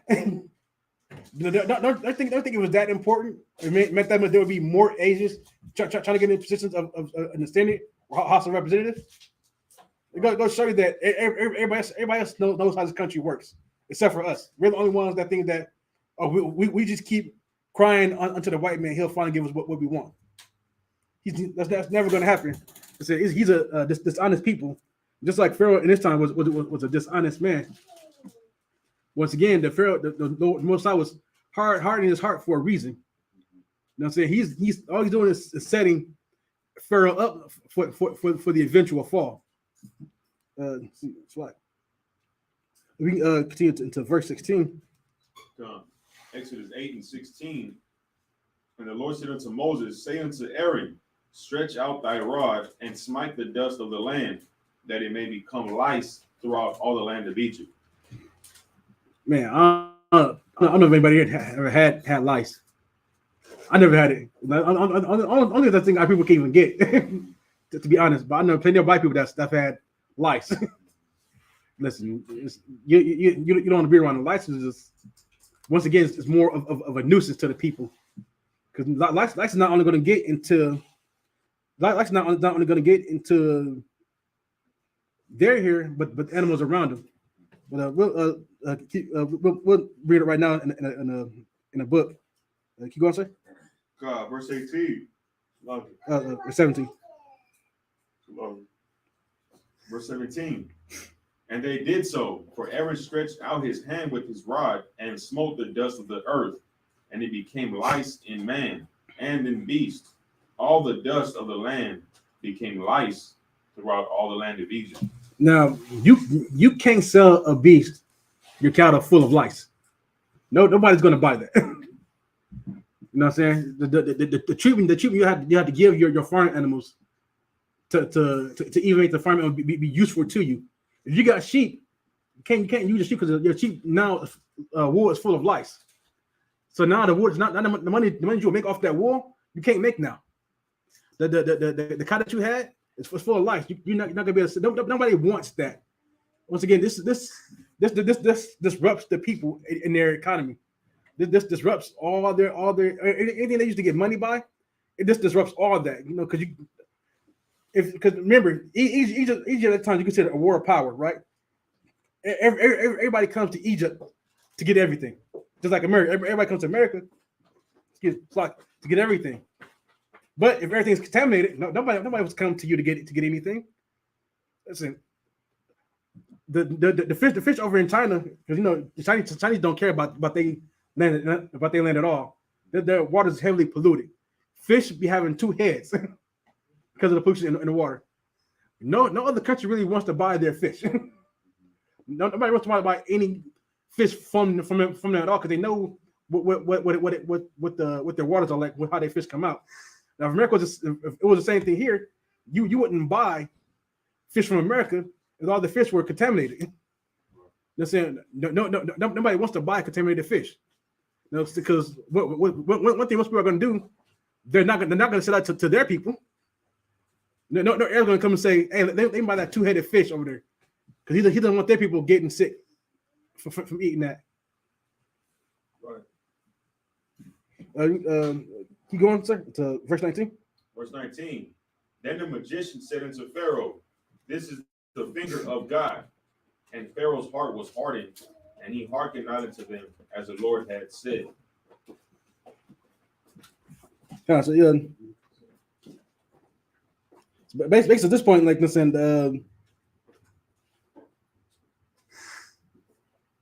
magician said to Pharaoh, "This is the finger of God." This is where you see that. This is where you start to see that the magician can no longer replicate the same miracles that the Most High is now bringing out. Once again, they're only able to do so because the Most High let it be done. But now they're seeing that that it can't be done. So instead of Pharaoh now being like, "Oh man, it's really your God," now he's like, "Oh, so now you got to cause me problems. Now you got to cause me problems. I'm going to now let people go anyway." See, and jump down to 20. See where we at. Chapter and verse we at? Exodus 8 and 20. You want to read 20? Come. This is the book of Exodus, chapter 8 and verse 20. And the Most High said unto Moses, rise up early in the morning, and stand before Pharaoh. Lo, he cometh forth to the water, and say unto him, thus saith the Most High, let my people go, that they may serve me. Else, if thou wilt not let my people go, behold, I will send swarms of flies upon thee, and upon thy servants, and upon thy people, and into thy houses. And the houses of the Egyptians shall be full of swarms of flies, and also the ground whereupon they are. So you can, like, we all know how annoying flies are. Now, imagine swarms. Like, now I don't know if you ever walked by accident to a swarm of gnats just kind of flying around. You know how annoying that is. You doing all this notion, this and that. Now imagine flies are much bigger than gnats. Imagine how much more annoying that is. And it's not just outside; they're inside your house. Once again, not just swarming. They're going to land. They're going to get inside your food. They're going to get inside your drink. They're going to get inside your water. They're going to contaminate everything. Once again, listen, the Most High is playing a much bigger game here. You know what I'm saying? Since Pharaoh won't let the people go, fine. For you won't let my people go, then your people will suffer too.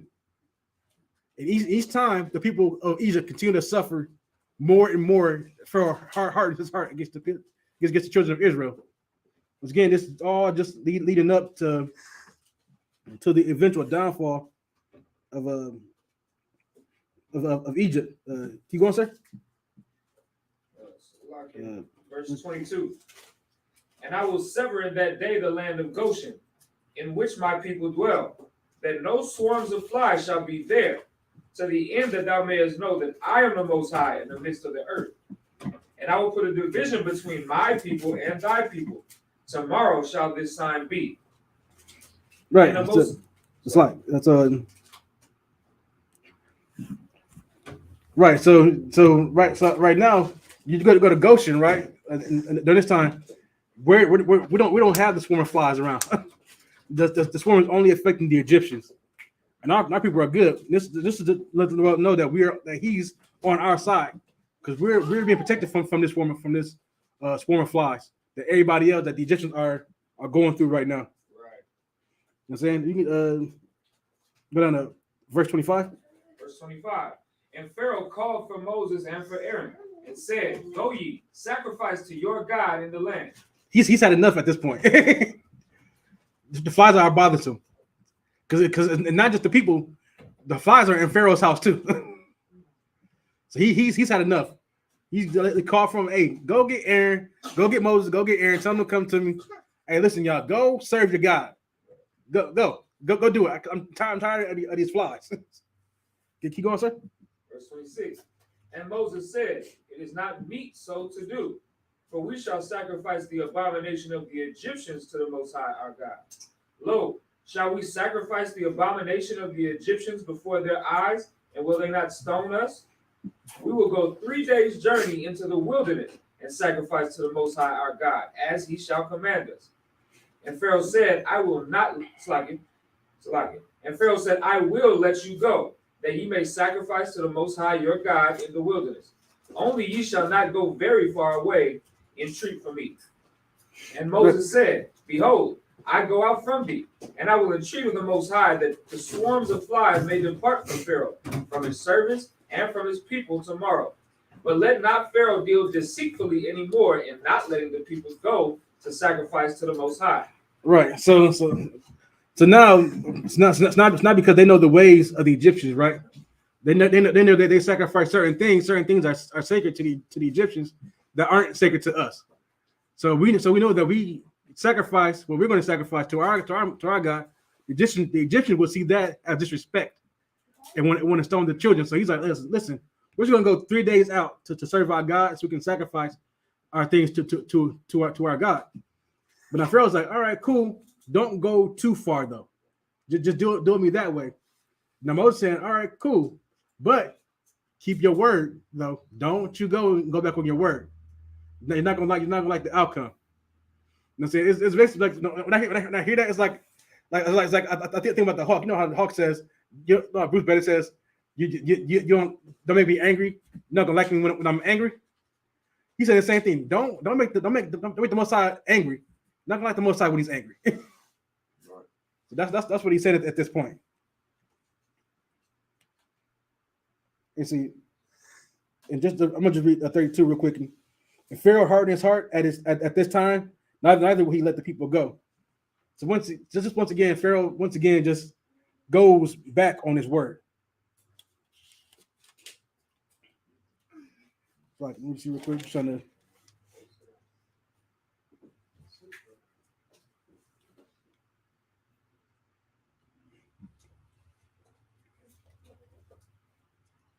Sorry, sorry, one. Like just for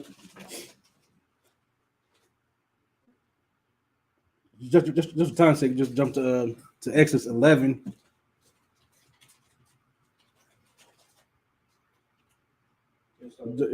Yeah, Cons. Yeah. This book of This is the book of Exodus, chapter 11 and verse 1. And the Most High said unto Moses. Just like if I can real quick. I'm gonna jump to this real quick, just like get to the end right here. Many plagues came onto Egypt, right? That if you think about it in a practical way, has harmed the economy of Egypt. Right. You know what I'm saying? It's harmed the economy of Egypt. It's harmed the people. The people were suffering at this time with all these plagues coming onto them, because it's not just disrupting the people in their daily lives. It's also disrupting those who own businesses, those who are in certain industries. They're saying Egypt is not going to Egypt's export is not going to suffer because now most companies thrive by the way they export. If they export more than they import, they're making more money because more people are buying their things. But if you can't sell fish, you can't bake your bread or whatever. You can't make your weapon. Whatever you were doing, your crops don't grow. Your beasts start dying. They're full of lice or locusts. They ate everything. What are you going to what are you going to sell? There's nothing for you to sell. So Egypt at this time was hurting, but the Pharaoh at this time, he just would not let the people go. Once again, we know that the Most High said at the beginning that he will continue to harden Pharaoh's heart. If you can, so you'll start at verse 1. The book of Exodus, chapter 11 and verse 1. I got it. The book of Exodus 11 and 1. And the Lord said unto Moses, Yet will I bring one plague more upon Pharaoh and upon Egypt. Afterwards he will let you go hence. When he shall let you go, he shall surely thrust you out hence altogether. Right. So Moses let Moses know that listen, the Pharaoh's going to finally let you go. And just as a side note, too, let people know that not only was Egyptian suffering, but the Pharaoh also hardened our task, right? To put more suffering upon our people. And that's why a lot of our people were also mad with Moses. Like, hey man, you must have a good thing you got here. But you know what I'm saying? But just like at that time, Egypt was not our people's place of rest. Just like America right now is not our place of rest. You know what I'm saying? So just like the Most High visit Egypt only certain number of times, the Most High when it comes down to bring us out of this land, America's going to suffer greatly. You think America suffered now? You think COVID-19 did damage? It's only just the beginning. America right now is facing a famine. And that famine is about to get bigger. Now, certain stores are like not having certain foods anymore. Or you go to a certain restaurant, listen, we not serving this because we ain't got the food, we got the items for it right now. This slow. Listen, how much are eggs right now? This is only the beginning. It's going to get worse and worse and worse until the time where one side's like, all right, get all my people out of here. And at this time, listen, we see in America right now, in the world, that wars are only increasing. You know what I'm saying? Listen, what's the dude from North Korea? He's only testing more and more rockets, more and more bombs. And he's constantly testing America too by constantly doing closer and closer to South Korea. Listen, Russia right now is invading the Ukraine. Ukraine is supposed to be an ally, a friend of the U.S. More and more does the U.S. becomes to look weak, becomes to look powerless. Right, and it's often, and most people don't realize that this is what the Most High is bringing upon His land. He's bringing it upon the world. You know what I'm saying? 40,000 people died over in Turkey. 40,000 plus. What was it? 48,000? Down near 50,000 people over a 7 point something on the Richter scale. Yeah. It's people. A lot of the people on the earth fell and realize that this is the Most High's work going on. He's sending the judgment, just like he's sending his judgments on Egypt at this time. And like he said, he's going to tell Pharaoh, listen, you got one more time, and I'm going to release one more plague unto you. Keep going, sir. Verse 6. No, that's like verse 2. Verse 2, slightly. Exodus 11 and 2. Speak now in the ears of the people, and let every man borrow of his neighbor, and every woman of her neighbor, jewels of silver and jewels of gold. Exodus 11 and 3. And the Lord gave the people favor in the sight of the Egyptians. Moreover, the man Moses was very great in the land of Egypt, in the sight of Pharaoh's servants, and in the sight of the people. Verse 4. And Moses said, Thus saith the Lord, about midnight will I go out into the midst of Egypt. Verse 5. And all the firstborn in the land of Egypt shall die, from the firstborn of Pharaoh that sitteth upon his throne, even unto the firstborn of the maidservant that is behind the mill, and all the firstborn of the beasts. Right. So once again, so when people ask, people will read the Exodus, right? Or they'll hear about us celebrating this, and they're like, "Oh, you're celebrating the death of that includes children." it makes it seem like Egypt was innocent in all this. This wouldn't happen if they wouldn't have killed our firstborns first. Right. Egypt brought this upon themselves. I'm saying it was Pharaoh's idea to say, listen, I don't want them to be great, so we're going to kill their firstborn sons. So now at the end of everything else, because you refuse to let the people go, because you wanted to be hard headed. Now and you get my people's firstborn sons. Now your firstborn got to die, and not just Pharaoh's firstborn have to die. His people's firstborn sons have to die. Not just his people's firstborn have to die. Now his people's cattle have to die too. just think about that. Like, the firstborn of a deer, of an ant, or whatever, is going to die in this land. Think about the great numbers of that. The Most High is. Listen, nobody is a better killer than the Most High. Nobody's killed more people than the Most High. It's just the reality of it, right? Like I said, he's gonna come out to the firstborn of the maidservant that's behind the mill. Listen, he's gonna go from the lowest people to the highest in authority, in power, and position in the kingdom to people in the lowest position in the kingdom, to the poor. To those who don't even have much, their firstborn sons have to die too. Why? Because our people kids die here. Like once again, we bring it back to America. Listen, our people are poor here. Now poor people, now poor men and women abort their children, our children all the time. Like the officer brought up earlier, I'm saying that back at the time it was rated at 23 million abortions.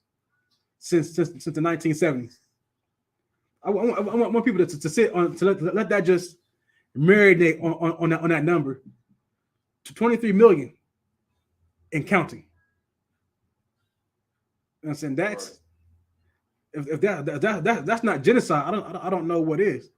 That's exactly attempted genocide, just exactly the same way that the Egyptians try to do with us. The same things are going to happen to them right now. Because not now, the Most High, not the Most High's had enough. Pharaoh's been put through enough. It's time to lead the people out of Egypt. Keep going, sir. Verse 6. Verse 6. Such as there was none like it, nor shall be like it anymore. Verse 7. But against any of the children of Israel shall not a dog move his tongue against man or beast, that ye may know how that the Lord doth put a difference between the Egyptians and Israel. Verse 8, and all these thy servants shall come down unto me and bow down themselves unto me, saying, Get thee out, and all the people that follow thee. And after that I will go out. And he went out from Pharaoh in a great anger. John, so we can jot down to verse 29. In chapter 11? Cons. No, slide 12. Exodus 12 and 29.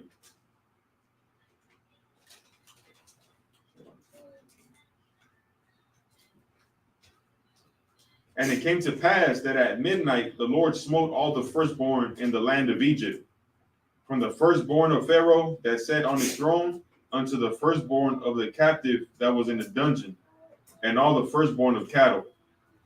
It's like, if I can, just imagine you locked up, and then your son dies. Why you're locked up? Like, could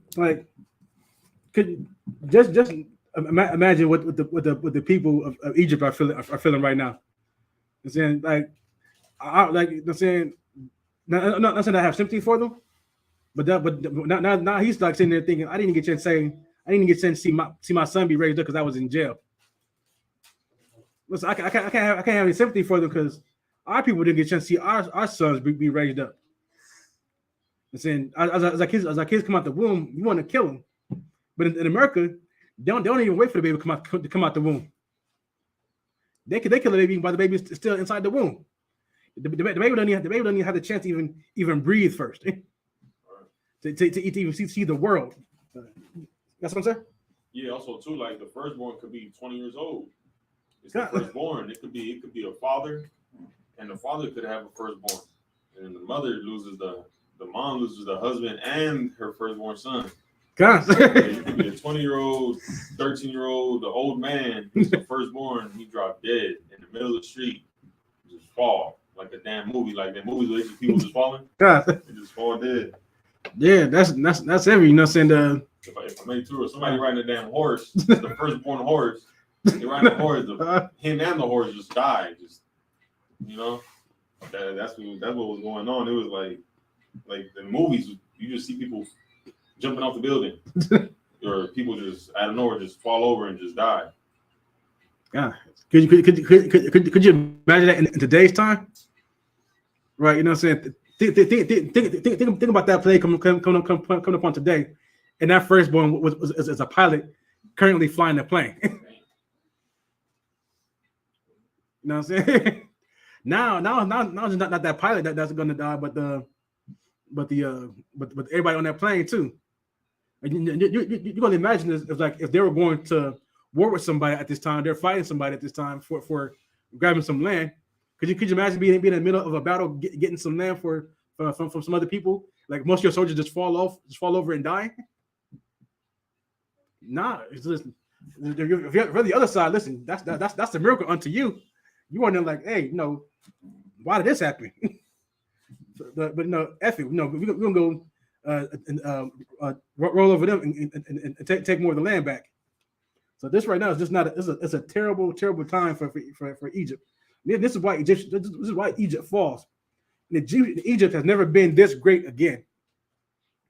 It's never been this great again. As a matter of fact, the people in the land of Egypt right now are not even the people of the book.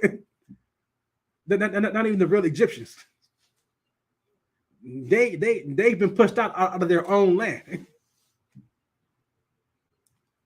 Listen, as you'll see, a lot of times the people want to continue to test the Most High, but you'll see that you'll always lose. I'm saying every empire that we have been captive under has always fallen into despair. They're never the same again. Listen, Italy and Rome was in a lot of debt. Greece is falling from where it used to be. It's not the same superpower anymore. America is on the same track. People think that America is going to stand forever, but people don't read history, because every nation that was called a superpower have all fallen. They all fall within a certain time frame, and they all fall after they've had us in captivity for a amount of time. Babylon isn't the same. I don't think Babylon's its own country anymore. You know what I'm saying? Syria is not the same. It's not Syria. Wherever they have us in captivity, most of bring us out. They're never the same again. America's not even going to be here. It's going to be the lake of fire. We're not going to even. Once we remember about this place was when we were brought out of this place. That'd be the only thing that we'll remember of this place.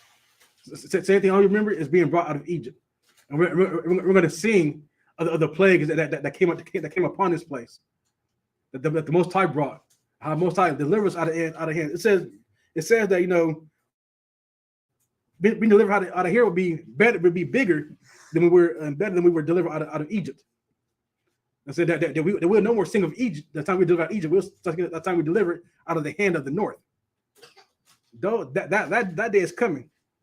It's coming. Where we at again? Verse 37. Exodus 12:30. And Pharaoh rose up in the night, he and all his servants and all the Egyptians, and there was a great cry in Egypt, for there was not a house where there was not one dead.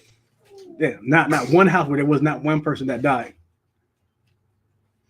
Listen, imagine all the bodies, and all the smell that brings from all those corpses.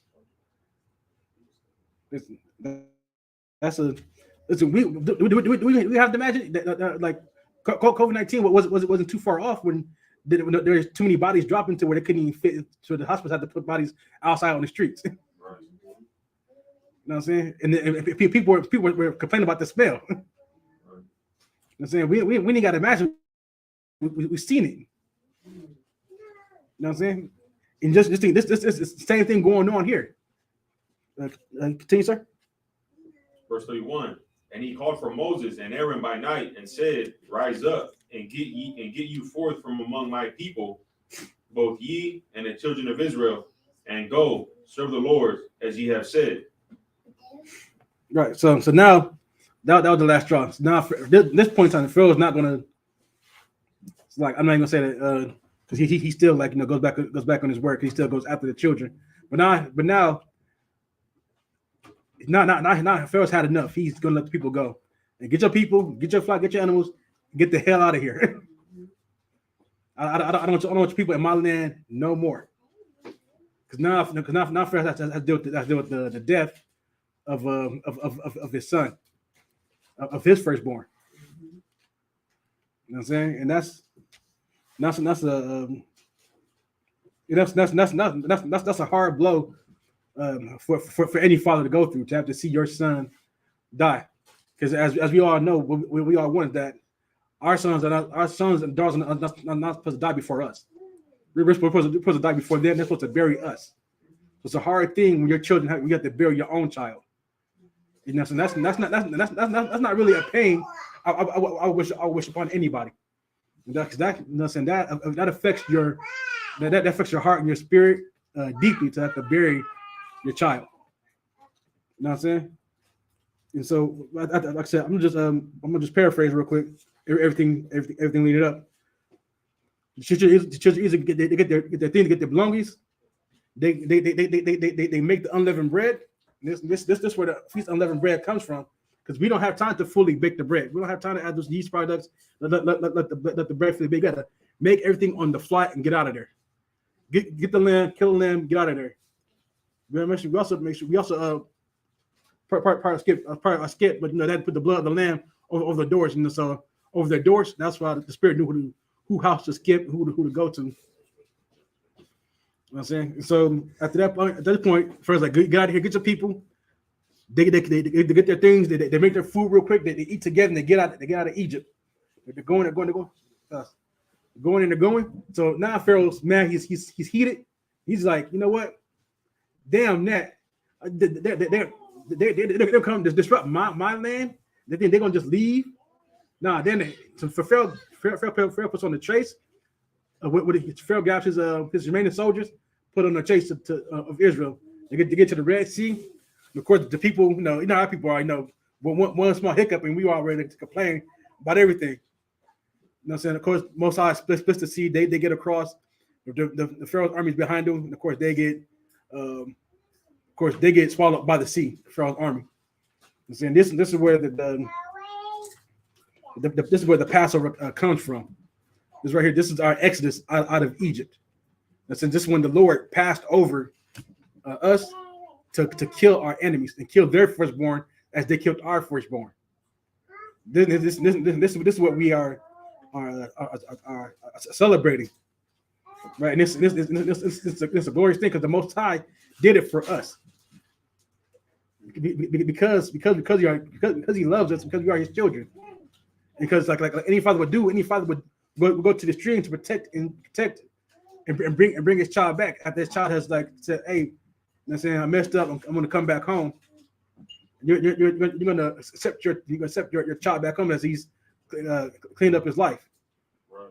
But at the same time, now those enemies he had before, I'm saying that the enemies that the Israelites had at that time, all is going to be slain. It's like they're slain then.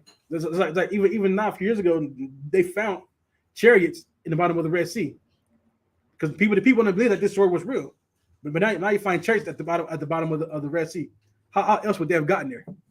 You think Egypt was going? You think the Egyptians were saying, "Hey, listen, let's just throw all our chariots into the water"? That's a waste of material.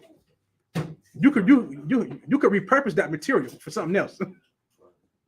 I'm saying you're not going to get rid of it.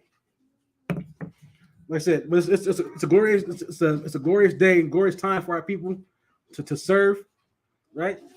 And serve the Most High. That's why we're going to be having that. We're going to be having our Passover this year in Raleigh, North Carolina. Make sure you come out there to to join us, to have join us to have a good time. You know what I'm saying? Bring in the Lord's Day. Remember, this is a commandment from the Lord. This not IPK saying, hey, get down there. Most I said, listen, you're going to this is a commandment to remember this day at this time each year. It's to commemorate it.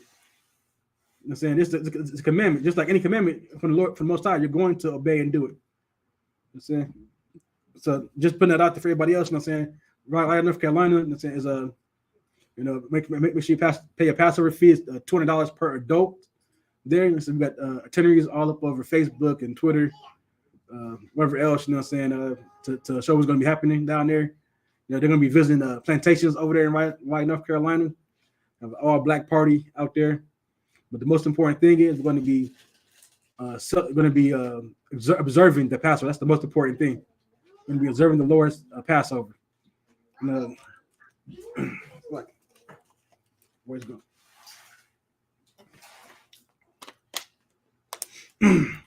With that, we're going to close the class out by Imagine. Like Panyaki I said it earlier. Panyaki is standing face to east. Get into the prayers.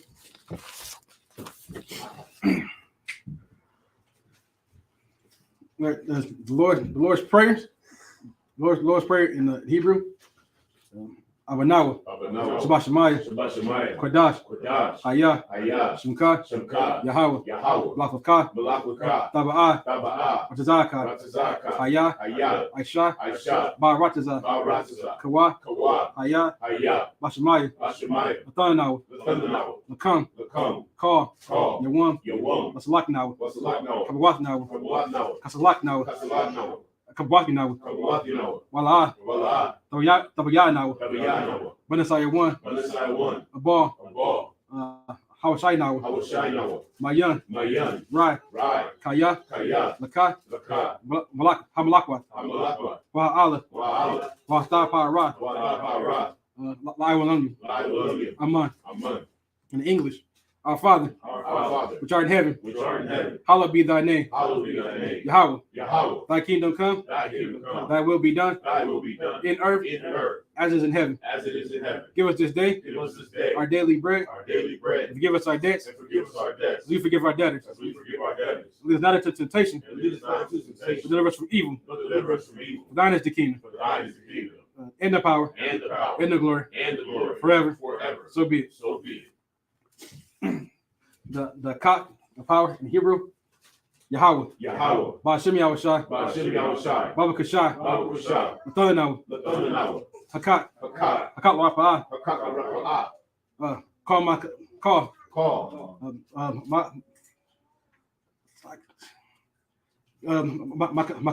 Makala, Madawa, Hakat, Latahar, Matazariah, Hakat, Lakwayam, Hamathium, Hakat, Arakawa, Hatama'ala, Nagarshan, Ba'ashem Yahushai, Wadaman. In English, Yahweh, in the name of Yahushai, please give us the power. The power to heal all manner of sickness. And all manner of disease. The power to cleanse the lepers. The power to raise the dead. Against power against unclean spirits. To cast them out. In the name of Yahushai. Thank you. So be it. Psalms 121 in Hebrew. Psalms 121 in Hebrew. Asha, Ayanya, Aharyam, Ma'ayan, Yaba'ah, Isaiah, Ma'ayin, Yahweh, Aisha, Shemayim, Ratazah, Ayathan, Namawat, Ragalka, Yanawam, Shamarka, Hana, La'ah, Yanawam, Wala'ah, Yayashan, Shawamar, Yasharala, Yahweh, Yashamarka, Smart, Yahweh, Yahweh, Tazaka, Tzaka, Ayat, Al-Yah, Yamyaka, Yamyaka, Yawamam, Yawamam, Hashamash, Hashemash, La'ah, La'ah, La'ah, La'ah, La'ah, Lakakah, Lakakah, Bayarak, Bayarak, Bala, Bala, Yala, Yalah, Yahweh, Yahweh, Yashmarka, Yashamarka, Chirac, Yashmarka, Slack, Makar Rai, Makal Rai, Yashmarka, Yashamarka, Athnapashka, Athnapashka, Yahweh, Yahweh, Yashamar, Yashamar, Tazaka, Tazaka, Waka, Slack, Waba, Wabah, Waka, Wa'aka, Waka, Ma'aitha, Ma'aitha, Wa'ai, Wa'ai, I will learn. I will love. Psalms 121 in the English. I lift up my eyes unto the hills. I will lift up my eyes into the hills. Whence comes my help? From which cometh my help? Coming from you, My help cometh from Yahweh, which made heaven and earth. which made heaven and earth. Who will not suffer thy foot to be moved. He will not suffer thy foot to be moved. He that keepeth thee will not slumber. He that keepeth thee will not slumber. Behold, Behold, he that keepeth Israel he that keepeth Israel shall neither slumber nor sleep. shall neither slumber nor sleep. Thou is thy keeper. Yahweh is thy keeper. Thou is thy shade upon thy right hand. Yahweh is thy shade upon thy right hand. The sun shall not smite thee by day, The sun shall not smite thee by day, nor the moon by night. nor the moon by night. Yahweh shall preserve thee from all evil. Yahweh shall preserve thee from all evil. He shall preserve thy going out. He shall preserve thy going out. Yahweh shall preserve. Yahweh shall preserve thy going out Yahweh shall preserve thy going out and thy coming in. and thy coming in From this time forth, from this time forth even forevermore. and even forevermore.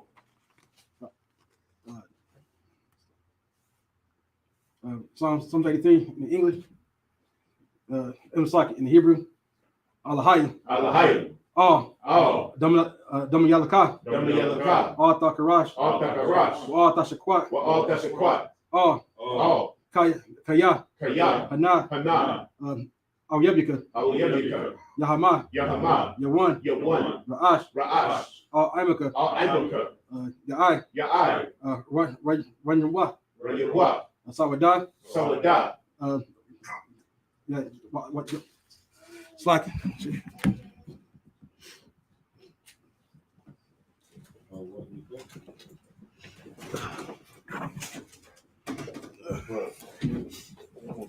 Yeah. Where we at? No, you still on. You still there? Concert. Yeah, you got it. You got it. Can't. Yeah, you got it. You good. So Locky, what was the last one? What was we at?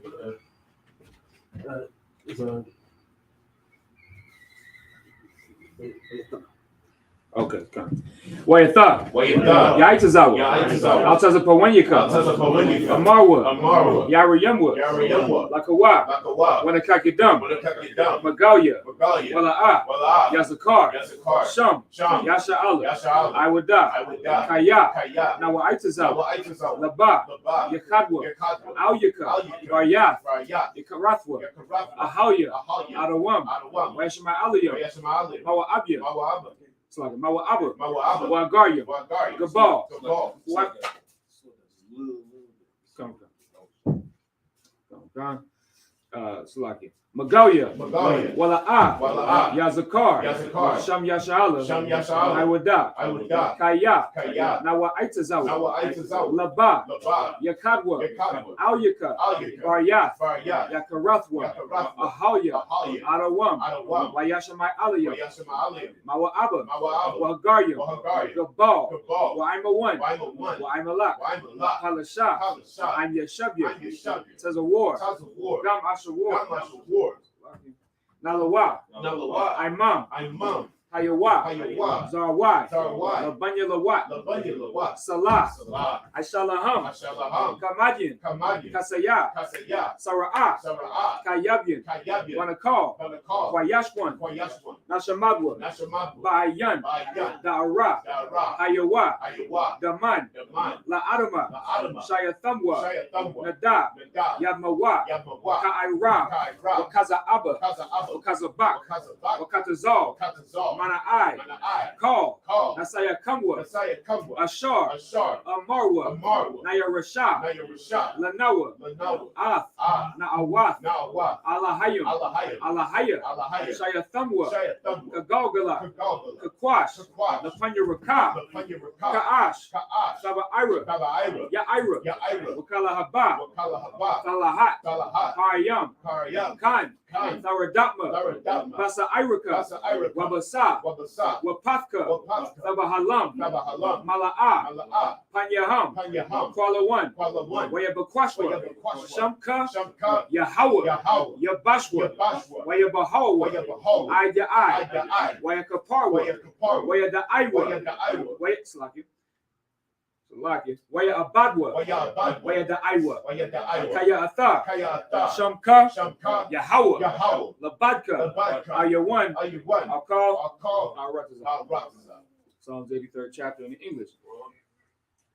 Keep not thou silence, O God. Keep not thou silence, O God. Hold not thy peace. Hold not thy peace. And be not still, O God. And be not still, O God. For lo, For lo, thine enemies make a tumult, thine enemies make a tumult, and they that hate thee have lifted up the head. and they that hate thee have lifted up the head. They have taken crafty counsel against thy people, They have taken crafty counsel against thy people, and consulted against thy hidden and ones. consulted against thy hidden ones. They have said, They have said, Come, Come, and let us cut them off from being a nation, and let us cut them off from being a that nation, the name of Yasharallah that the name of Yasharallah may be no more in remembrance. may be no more in remembrance. For they have consulted together with one consent. For they have consulted together with one consent. They are confederate against thee, They are confederate against thee, the tabernacles of Edom, the tabernacles of Edom, and the Ishmaelites, and the Ishmaelites, of Moab, of Moab, and the Hagarenes, and the Hagarenes, Gabal, Gabal, and Ammon, and Ammon, and Amalek, and Amalek, the Philistines, Philistines, with the inhabitants of Tyre. with the inhabitants of Tyre. Assur also is joined with them. Assur also was joined with them. They have hope in the children of Lot. They have hope in the children of Lot. Salah. Salah. Do unto them as unto the Midianites. Do unto them as unto the Midianites. As to Sisera. As to Sisera. As to Jabin. As to Jabin. At the brook of Kasan, At the brook of Kasan. which perished that endured. Which perished that endured. They became as dung for the earth. They became as dung for the earth. Make their nobles like a reb, Make their nobles like a red. and like Ze'el. And like Ze'eb. Yea, Yea. all their princes as Zabah, All their princes as Zabah. and as Zamunah, And as Zamunah. who said, Who said, Let us take to ourselves let us take to ourselves the houses of the Yahweh houses of Yahweh in possession. in possession. Oh my God, Oh my God. make them like a wheel, Make them like a wheel. as the stubble before the wind, As the stubble before the wind. as the fire burneth the wood, As the fire burneth the wood. and as the flame setteth the mountains on fire. And as the flame set the mountains on fire. So persecute them with thy tempest, So persecute them with thy tempest. and make them afraid with thy storm. And make them afraid with thy storm. Fill their faces with shame, Fill their faces with shame. that they may see thy name. That they may seek thy name. O Yahweh, O Yahweh. let them be confounded and troubled forever. Let them be confounded and troubled forever. Yea, Yea. let them be put to shame and perish, Let them be put to shame and perish. that men may know that thou, That men may know that thou, whose name alone whose name alone is Yahweh, is Yahweh, art the most high over all the earth. art the most high over all the earth. The blessings in the Hebrew. Barakatha Yahweh, Barakatah Yahweh. wa Yahweh Shai, Wa Yahweh Shai. wa Ma'aka Wa Allah, Ma'aka Allah. wa Allah Hayim, Matazav Ya'ah, Matzav Ya'ah. Allah Wap Yahana, Alawab Yahan. wa Allah Wapyum, Wa Alawabya. Hasoranyum, Hasaranyam. Hakwatazayanyum, Akwatazayanyam. Hakayayayum, Hakaya Yalyam. wa Hagwathim, Wa Hagwathim. Yahweh, Yahweh. wa Hashem Yahweh Shai, Hashem Yahweh Shai. wa Raman, The water Aman. in the English.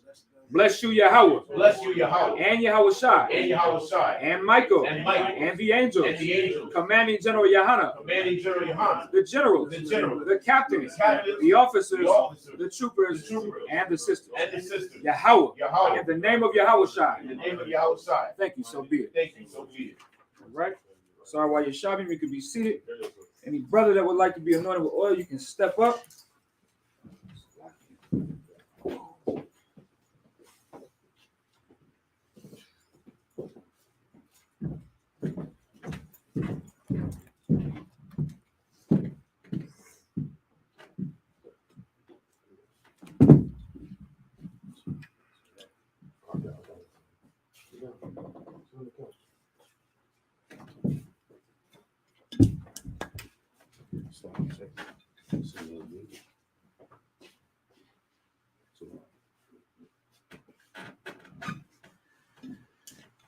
All right.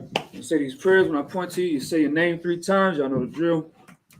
Ya Baraka Yahweh wa Yashamarka, Ya Ar Yahweh, Pan Yahweh, Al Yaka, wa Yakanka, Yasha'a Yahweh, Pan Yahweh, Al Yaka, wa Yashamlaka, Shalom, Yahweh, Ba Hashem Yahweh Shai, Barak, Rapah, Magan, Hagan, Kasar Pakad. Kasar Pakad, Kasar Pakad. Kasar Pakad, Kasar Pakad. Kasar Pakad, Kabadama. Kabadama, Kabadama. Kabadama, Kabadama. Kabadama, Ba Hashem Yahweh Shai, the Wadaman.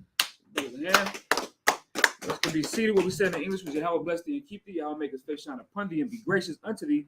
Yahweh lift up his countenance upon thee and give thee peace.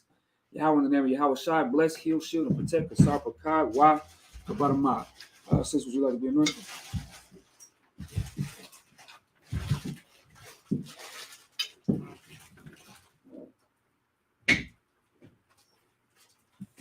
Right. Drill as well, sis. We're going to say these prayers. Point to you, say your name 3 times. Ya Baraka Yahweh, wa Yashamarka, Ya Ar Yahweh, Pan Yahweh, Al Yaka, wa Yakanka, Yasha'a Yahweh, Pan Yahweh, Al Yaka, wa Yashamlaka, Shalom, Yahweh, Ba Hashem Yahweh Shai, Barak, Magan, Slaka, Barak, Rapah, Magan, Hagan, Rayana. Rayana, Rayana. Rayana, Rayana. Rayana, Ba Hashem Yahweh Shai, the Wadaman. Clap it up for the sister. All right. Once again, what we said in the English was Yahweh bless thee and keep thee. Yahweh make his face shine upon thee and be gracious unto thee. Yahweh lift up his countenance upon thee and give thee peace. Yahweh, in the name of Yahweh Shai, bless, heal, shield, protect. Sister right now says you can be seated. All right. We're going to go ahead and close out the Sabbath service. So, men of Israel, imagine we're going to give each other a courtesy salute.